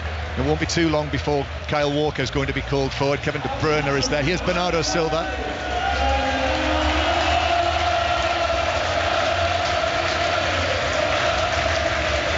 Such a favourite. He's been here, as we've mentioned today. We do wonder, you know, whether he'll be here next season. But he quickly gets his medal from Paul Dickoff and then takes his place on the stage. A few more numbers. We talk about this being 4 in a row for Manchester City, but in total this is the 10th time that Manchester City have been league champions. So they've got one more than Everton now. Lyon, your former club, and they're 4th on the list. Manchester United with 20, Liverpool 19, Arsenal 13, and then Manchester City with 10. But it is now this period of domination for Manchester City. It's 8 times in 13 seasons, 6 in the last 7.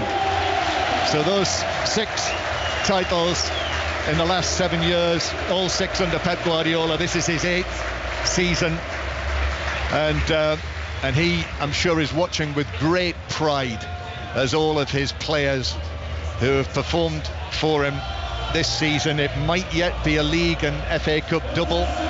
They've already won the UEFA Super Cup and the FIFA Club World Cup, those trappings of winning the Champions League last season, and now here is the big favourite.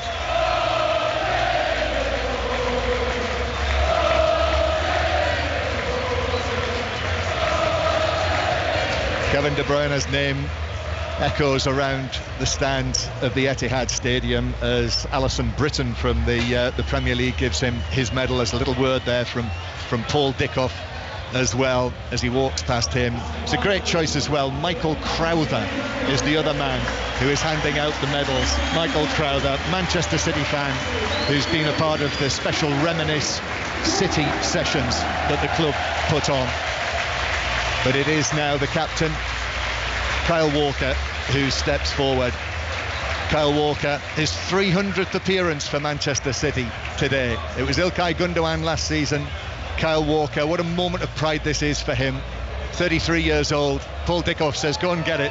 Go and get it. And he'll walk across. Manchester City, having won it in 2021, 2022, 2023, now win it in 2024.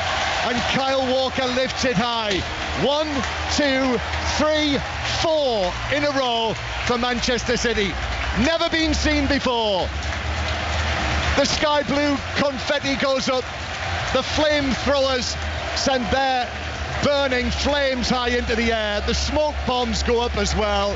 And once again, the Premier League, it's Manchester City celebrating again. No one can live with them. Arsenal pushed them hard, but Manchester City won on the final day to win the title. And now all of the staff in those special sky blue shirts cram onto the stage with the players, and Pep Guardiola's in there as well. They're all dancing together and celebrating together. It's a sign of our times. Manchester City celebrating trophies and celebrating winners' medals. and the rest of the stadium as well break into song as well, Mark, and all around on the electronic hoardings it flashes up in sky blue, champions, and then in gold, 4 in a row. And Kyle Walker continues to hold that Premier League trophy, and he's going to lift it high again to the cheers of the backroom staff as well. And after he passed it to Kevin De Bruyne for De Bruyne to hold, the camera focus in on Pep Guardiola, who was at the back, and he held up 4 fingers and both thumbs to indicate 6 in 7 years. 10 minutes or so left of 5 Live Sport, then it's 6:06 with Robbie and Chris. Chris? Oh yes, good evening, Mark. Yeah, I mean 08085 909 693. I mean, the worrying thing from my perspective, can anyone stop Manchester City next season? 4 in a row. Is this the greatest Premier League team that we have ever seen? Arsenal came so close. I want to hear from Arsenal fans. They pushed hard last season, improved this season, came so close. Where are you going to go next season? Do they need transfers over the summer? And I've just seen the tribute to Jurgen Klopp on the television. Listen to it. Emotional day at Anfield. Want to hear your tributes and tell us about Jurgen Klopp and what a special guy he was for that club. They are on the way then when we are done. Let's try and rattle around as many other things as possible as we can before they take over. Stamford Bridge first. John Southall. Yep, the Chelsea players are now back in the dressing room. They've just been filing past me after the celebrations on the pitch. The great Thiago Silva at the centre of the attention. The game itself, Chelsea won up at half-time. Casado's 50-yarder, 50.5 yards to be precise. Sterling scored the second in the second half. Bournemouth pulled one back almost immediately. Unal's shot deflected off Badiashile for an own goal. So Chelsea finished 6th. The equation now is if Man City win the FA Cup, it will be Europa League next season. If United win it, it will be the Conference League. So now we also have to think about Maurizio Pochettino and his future at the club. I spoke to him a few minutes ago. I thought he was a bit subdued. A lot of talk about the end of season review that's coming up. He said he's already met with the owners, and these are his emotions after his first season at the club. No, so happy. I think finishing this way is what we wanted, and yes, we achieved that. Yeah, and you've been out, and just give us your thoughts on the reception from the crowd.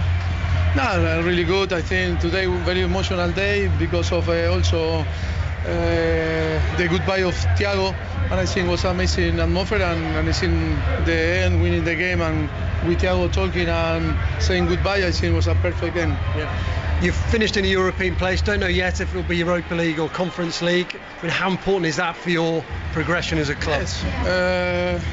In the way that we started the season, the first 10 games, I think we were punished for that, and then I think how we were capable to turn, the situation. I think that is show that the great character and vision about to keep working really hard. I think finishing this way, I think allowed us to dream and to have the hope for the next season to be better.